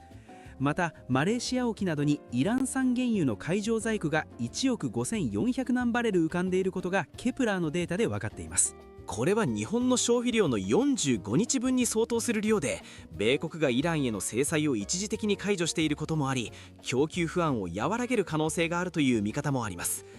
投資している方に一言だけ言うと、エネルギー関連株と円安が進む可能性が高いため、為替の動向に注目しておいた方がいいと思います。ただ1年目の俺が言うのも恐縮なんですけど、あくまで参考程度に。じゃあ今後どうなるかなんだけど、俺の個人的な予想というか複数のシナリオがあります。楽観シナリオから言うと、トランプ大統領はすでに一定の打撃を与えたとして、48時間以内にホルムズを開けなければ電力インフラを攻撃するという最後通告を出しています。パキスタンでの外交交渉の動きもあります。新しいイランの最高指導者との交渉が何らかの形で妥結してホルムズが解放されるシナリオはゼロではありません。その場合、原油価格は急落して日本経済にも息がつけます。悲観シナリオはサウジと UAE が本格参戦することで戦争がさらに拡大して長期化するケースです。フィッチレーティングズの試算では、封鎖が6ヶ月続いた場合、ブレント原油は平均120ドル、給湯時には130から170ドルまで上昇する可能性があると見ています。これは日本経済にとって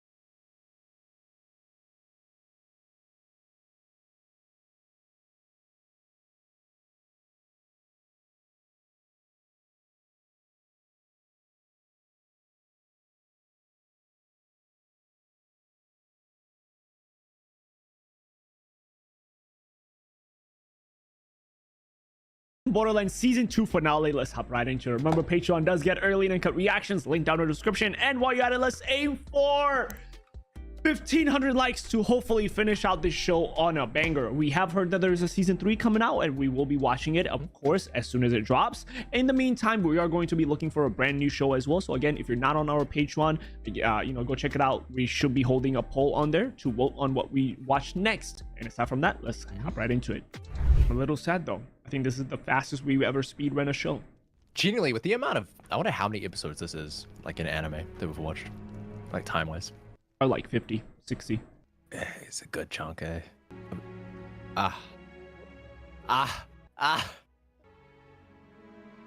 Between. Yeah. What wild shit is she gonna do to slow you down from competing? I get shot in the knee every time or something.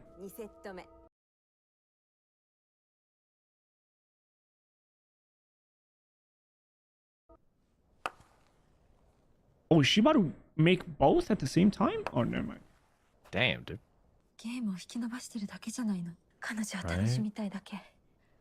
Is this not even the game, bro? Like, we haven't actually started? Oh. He's gonna try and rush it. Yeah. Better lock in and win, bro. Oh, this really isn't even the game. That's the game. If you want her to live, you might have to withdraw or some shit. Ooh. Yeah, she's really just dragging this out on purpose.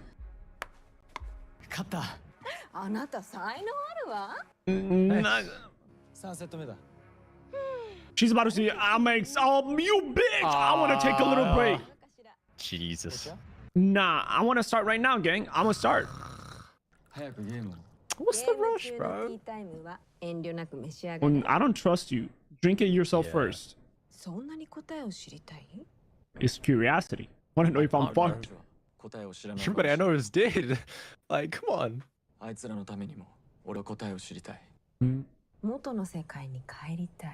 Oh. That feels like a no. Oh. Oh. So they went lying then. Alright. Like, would she actually say the truth? Or... Oh, I'm gonna listen to your story with a bucket of salt, matter of fact. Oh, okay, then the game's gonna drag out. Oh. Shit, it's gonna be the longest backstory in existence. Fuck! You know what? Listen, I have watched 7 episodes, and at this point, I don't care if you sit me down here for 7 days to tell me the story. Fucking tell me. You know what? As long as it's the truth. We need to know the truth. Yeah. Is it? Just tell that's me. the real question. Please. Hmm? AI. Virtual reality? Yes. Yeah.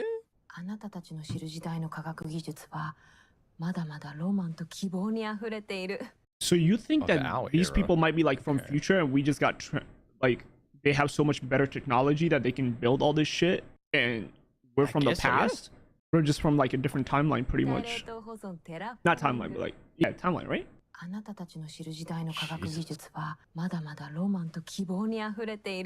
Because the way she said your... Yeah. Oh. God damn it, AI. Only 30? Really? That sounds good. Oh, you... No, because if you shoot her, you won't know the answers. どうも、勝者1年目のシンジです。今日のテーマ調べ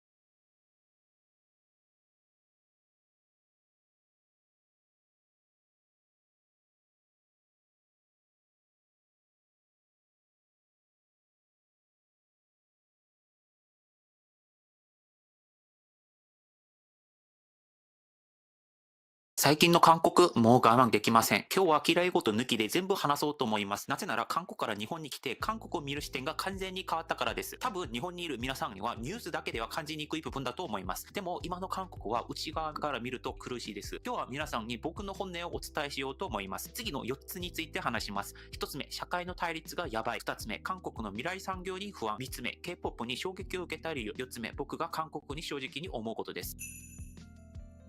まず一つ目、社会の対立がやばいという話をします。日本にも対立ありますよね。政治の右と左、男女論争、世帯間のキャップ。でもこれどこにありますか？大体 YouTube とかニュースとか X 止まりなんですよね。日常生活まで降りてこない。じゃあ韓国、ここから一気に空気が変わります。韓国は対立の種類が多くないですか？しかもこれ SNS の中だけの話じゃないんですよ。怖いのが現実空間にそのまま出てくることです。例えば障害者団体のデモ、ソウル市内の地下鉄、通勤ラッシュのど真ん中でガチでデモによって地下鉄が止まるんですよ。政治デモもすごいです。ソウルの中心、カンハムン、数万人規模で大統領辞めろ、弾劾だって叫ぶんですね。何よりもしんどいと思うポイントがあります。それは中間の声が消えているってことです。お前は賛成か反対か、お前は敵か味方か。ひどい例だと地域感情で、釜山の人とは結婚させない、チョンラド出身は信用できない、お金を貸さないまで聞くんですよ。もちろん誤解しないでください。韓国の声を上げる文化、不満を表に出すエネルギー、これは社会を変えてきた原動力です。韓国の過去の軍事政権を倒したのも、労働環境を改善できたのも、この力によってできたものです。でも感情が臨界点を超えると、残るのは対話じゃなくて喧嘩しか残らないんですね。だから今の韓国はアクセル踏みっぱなしでブレーキが壊れてるような感覚で僕は感じています。二つ目はですね、韓国の未来産業に不安ということです。日本も正直に言って昔みたいにアメリカ、中国かかってこい、世界を倒すぞみたいな、そういった勢いは低いと思っています。でもその代わりに昔に積み上げてきたことの安定感自体はあると思ってるんですね。例えばジッパーで言うと YKK さんがいて、自動車の部品で言うとデンソーさんがいるんですね。こういった狭い領域で世界シェア何割、めちゃくちゃ強い会社が日本全国に点在しています。じゃあ韓国はどうか。韓国の産業ですね、めちゃくちゃ強くなってきたと思います。半導体、スマホ、造船、重工業、これは世界トップレベルだと思ってるんですよね。特にサムスンとか LG を見ると、地球の反対側行ってもうスマホを使ってるし、家電を使ってるんですね。でも僕が言いたいのが、集中しすぎてる韓国の経済、ざっくり言うと財閥系企業か、それ以外かみたいな構造になってるように感じています。これは1980年代から一点突破、選択と集中でフルアクセルみたいな形で一気にもう駆け上がってきたと思うんですね。これは奇跡レベルだと思っています。でも今流行ってる自動車、半導体とか、これ未来も安定ですか？確かに半導体は安定ですけれども、自動車、造船、家電っていうのは成長しきってもう安定の時期に来てるんですね。例えば次の戦場って、よくある例として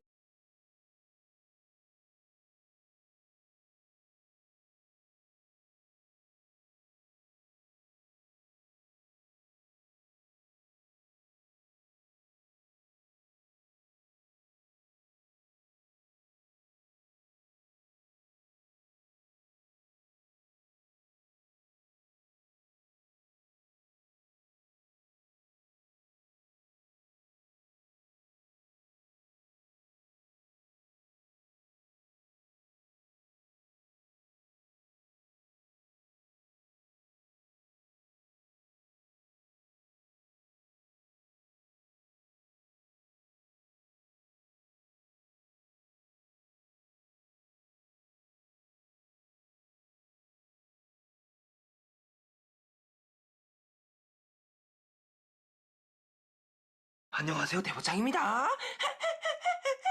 今回熱烈ですね、皆さん。日本の皆さん。今、韓国で日本がめちゃめちゃ話題なのをご存知ですか？今ね、日本がレアアースの採掘に成功したというニュースがめちゃくちゃ話題を呼んでるんですよ。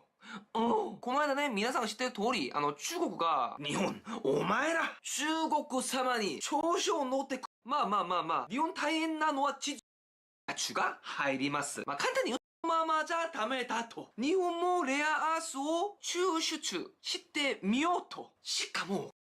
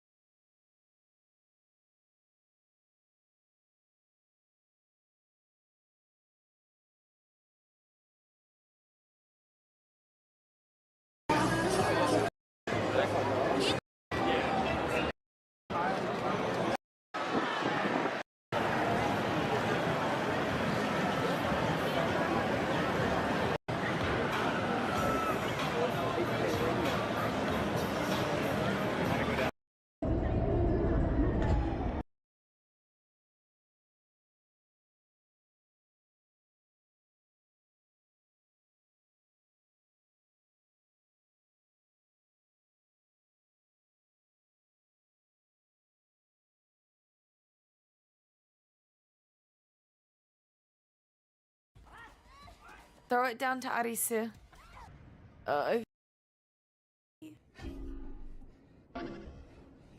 Maybe every time they press something, that amount of bowling balls falls from the sky? Oh god, okay. Can you just crawl? Like, why wouldn't you crawl? Oh, Oh! Oh, hell no. Oh my god. Sagi's a ninja. I forgot.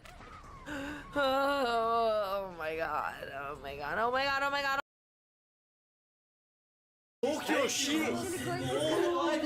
Flames on his head. Wait.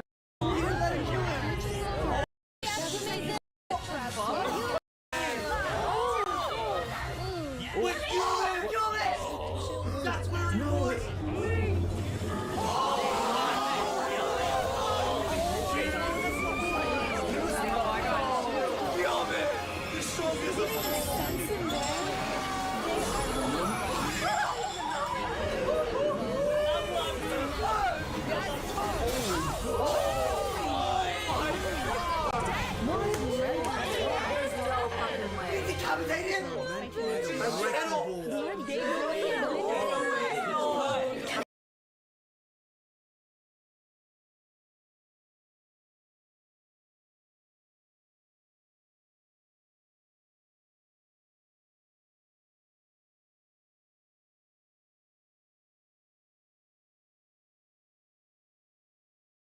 What's up, everybody? Welcome back to the channel.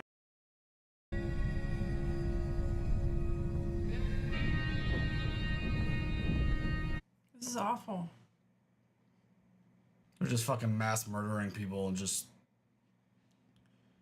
Let's hope that this person's the witch.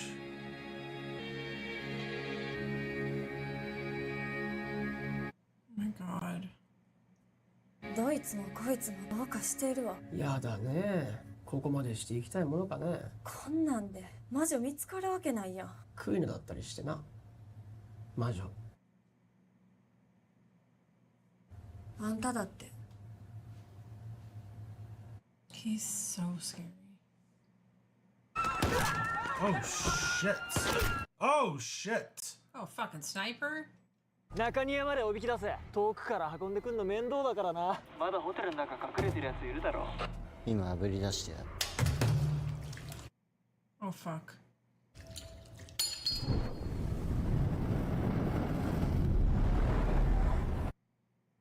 Oh my god.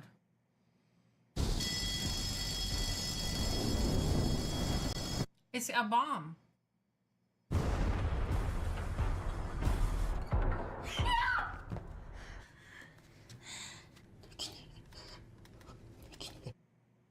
Oh my. 大丈夫？俺にはできねえ。アリスはどこにいる？本館の方だ。アリさん。Oh shit.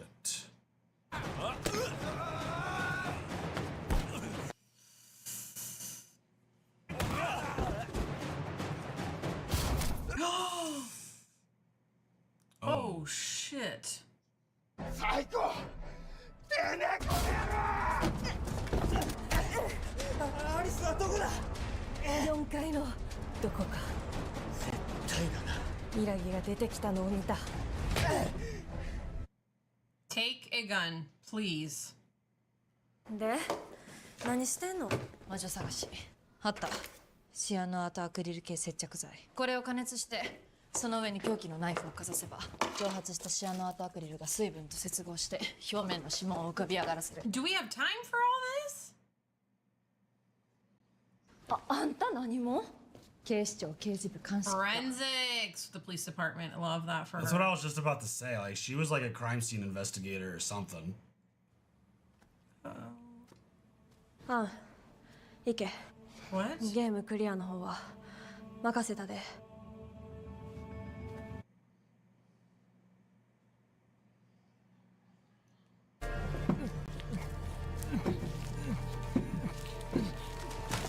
I mean, stay low to the ground, right? Because smoke rises. Oh, I don't know how that works in a multi-level building.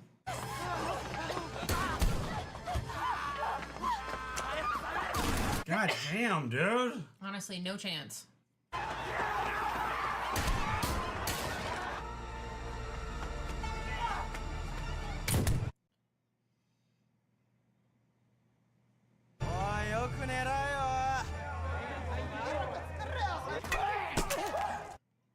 Oh. Hurt people hurt people. 次動いたらまたあれ食わせんぞ。しょんべん茶漬け。おい、俺、立てよ、ニラギ、おらおい、聞いてんのかよ、ニラギそろそろ飽きる頃じゃない？弱い者いじめするのも。どこに隠れてた？隠れる場所なんかいっぱいあるよ。イラつかせてくれるね。いつも頭がいいふりしやがって。頭がいいんだもん。Is he the witch? ここで決着つけようじゃねえか。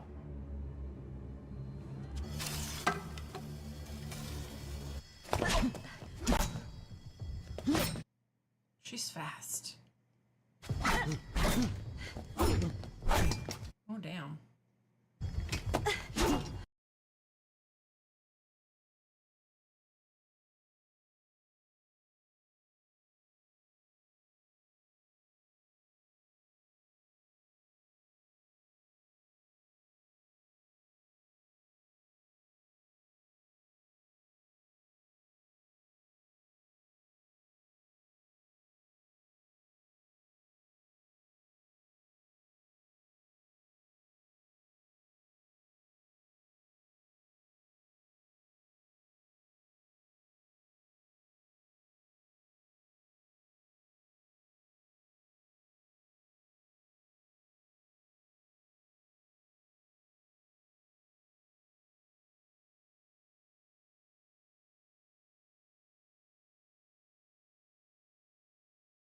يعني الإصابات والأضرار نتيجة هذا الصاروخ العنقودي الذي حمل رؤوسا متفجرة وصلت إلى مساحات مختلفة ومتعددة في منطقة تل أبيب، في مدينة تل أبيب وأيضا تل أبيب الكبرى أو وسط إسرائيل.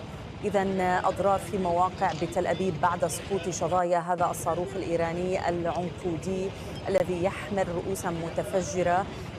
هذه الإطلاقات التي تابعناها خلال الدقائق الماضية كانت قد سبقتها مجموعة من الإطلاقات أيضا ضمن موجة واحدة كما تسميها، وهي كانت قد تتالت على دفعات، إطلاقات صاروخية على دفعات خلال 4 ساعات. كانت هناك 4 دفعات من الإطلاقات الصاروخية التي طالت إسرائيل من إيران. هذه أصور لآخرها وصلت إلى تل أبيب المدينة. في أكثر من موقع تابعنا أكثر من فيديو يوضح بأن كانت هناك استهدافات لأماكن متعددة. الحديث يدور عن إصابة 3 إسرائيليين حتى الآن نتيجة هذه الرؤوس المتفجرة وهذا الإطلاق الصاروخي ضمن هذه الموجة السابعة التي أو الإطلاقات السابعة حسب ما يصنفه الحرس الثوري الإيراني. هذه صور أخرى أيضا، إذا هي صور أخرى نتابعها من وسط تل أبيب إذا، وتوضح بأن هناك تصاعدا لأعمدة الدخان، حرائق وأضرار مادية. واضح بأن هناك إصابات قد طالت أبنية وسيارات أيضا.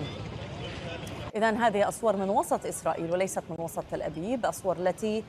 الصور التي سبقتها كانت من وسط تل أبيب، أما هذه الصور فهي من وسط إسرائيل. بطبيعة الحال يجري الحديث عن أن هذه الإطلاقات الصاروخية قد شملت منطقة وسط إسرائيل، هي المساحة الأكبر والأعم، وكانت هناك أيضا إصابات حدثت في وسط تل أبيب. أما هذه الصور فهي تردنا من وسط إسرائيل قبل قليل. واضح حجم الأضرار المادية التي لحقت بالعديد من المباني، الطرقات والسيارات، وهناك إصابات لإسرائيليين نتيجة هذه الإطلاقات.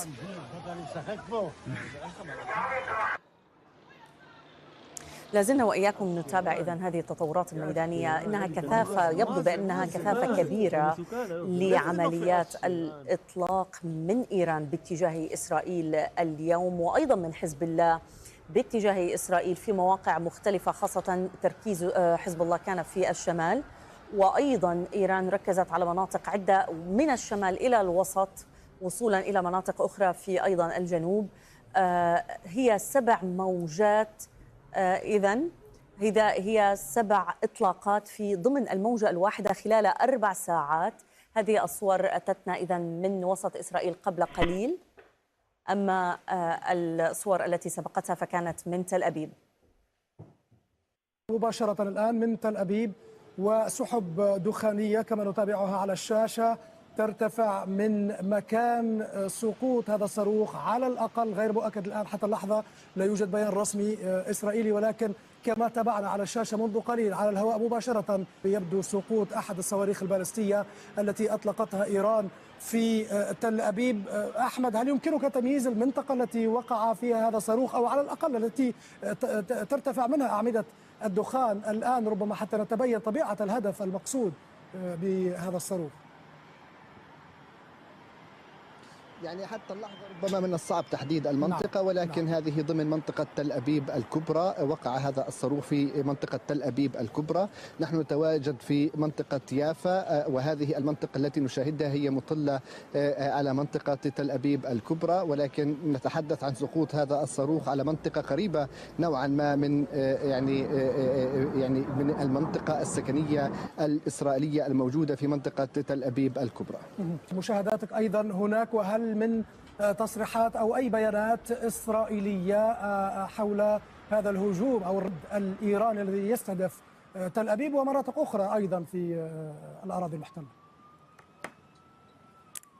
فقط حول ما حدث في تل أبيب. يبدو أن هذا الصاروخ سقط في منطقة أيالون، وهي واحدة من المناطق المهمة في منطقة تل أبيب. في تلك المنطقة يقع مقر قيادة أركان الجيش الإسرائيلي المعروف باسم ليكريا. من غير الواضح إن كان هو هدف هذا الصاروخ الذي سقط على تلك المنطقة. طبعا هذا بناء على الصور التي تأتي من هناك، بناء على الصور البعيدة التي تأتي من هناك، وليس بناء على ما أعلنه الجيش الإسرائيلي. هنا في مدينة القدس رصدنا عشرات الصواريخ في سماء هذه المدينة. يبدو أن الدفاعات الجوية الإسرائيلية اعترضتها، لأن أصوات الانفجارات التي سمعناها في هذه المنطقة كانت بعيدة جدا، وكانت ترتجف منها جميع المنازل في هذه المنطقة لشدة هذه الانفجارات. لكن وكأن هذه الهزة وكأن هذا الاهتزاز في المباني الذي شعرنا فيه نتيجة لقوة الانفجارات يأتي من الأعلى وليس يأتي من الأرض نتيجة لسقوط الصواريخ. فبالتالي هذا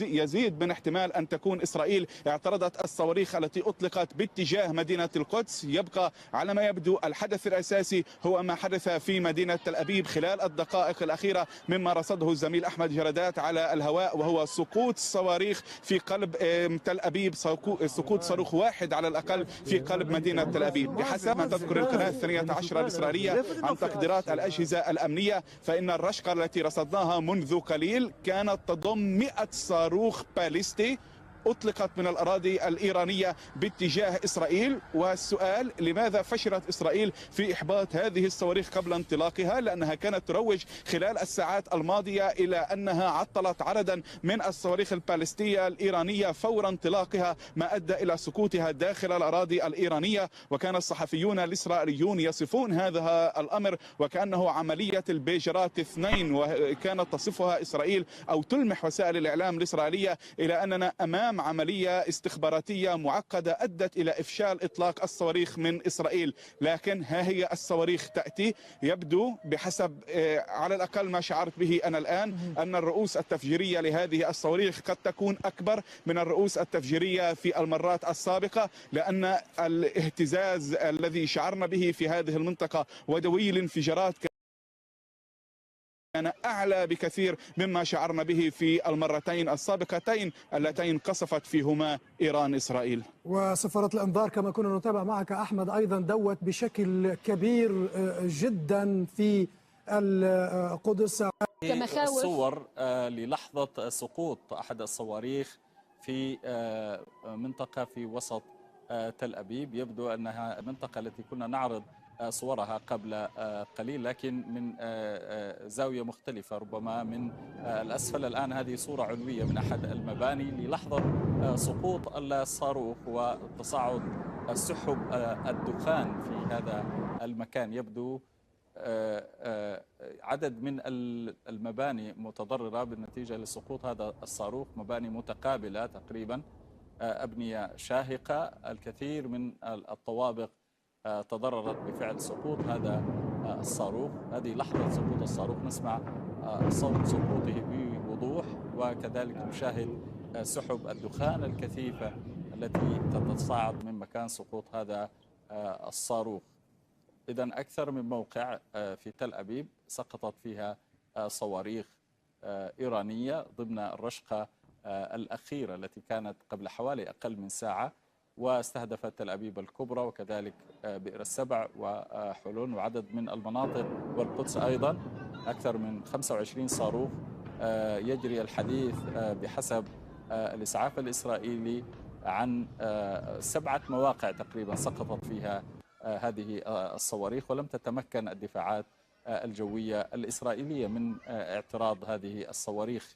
تبدو نسبة الصواريخ التي سقطت ربما أكبر مقارنة بحجم هذه الرشقة الصاروخية. نتحدث عن 7 صواريخ على الأقل سقطت، وصلت إلى أهدافها من أصل حوالي 25 صاروخ. دمار هائل حدث في عدد من الأبنية المختلفة المتقابلة في هذا الموقع وفي غيره من المواقع الأخرى. كما نشاهد على الجانب الآخر من الشاشة صورا لمباني متضررة، وكنا نشاهد قبل قليل الإسعاف الإسرائيلي وهو يقوم بمساعدة امرأة على مقعد متحرك. يبدو أن عمليات البحث عن ربما مصابين أو قتلى داخل هذه الأبنية ما يزال مستمرا. فرق الإنقاذ والإسعاف المختلفة متواجدة بكثافة في هذا المكان، حيث تضررت عدد من الأبنية لا نستطيع إحصائها على وجه الدقة، لكن لا يقل عن 5 أو 6 إعلان الحوثيين الليلة الماضية عن انضمامهم إلى الحرب عبر إطلاق صاروخ باتجاه النقب وتهديدهم بتوسيع الهجمات في المنطقة وحتى إغلاق مضيق هرمز. لم يكن هذا ما توقعته إسرائيل، وربما تكون هذه مناسبة لنلخص ما حدث الشهر الماضي، خصوصا على مستوى التغير في النبرة الإسرائيلية من التفاؤل المفرط إلى محاولة لأن تكون إسرائيل أكثر واقعية. البداية من إسقاط النظام في إيران. كان هناك تقديرات إسرائيلية بأن النظام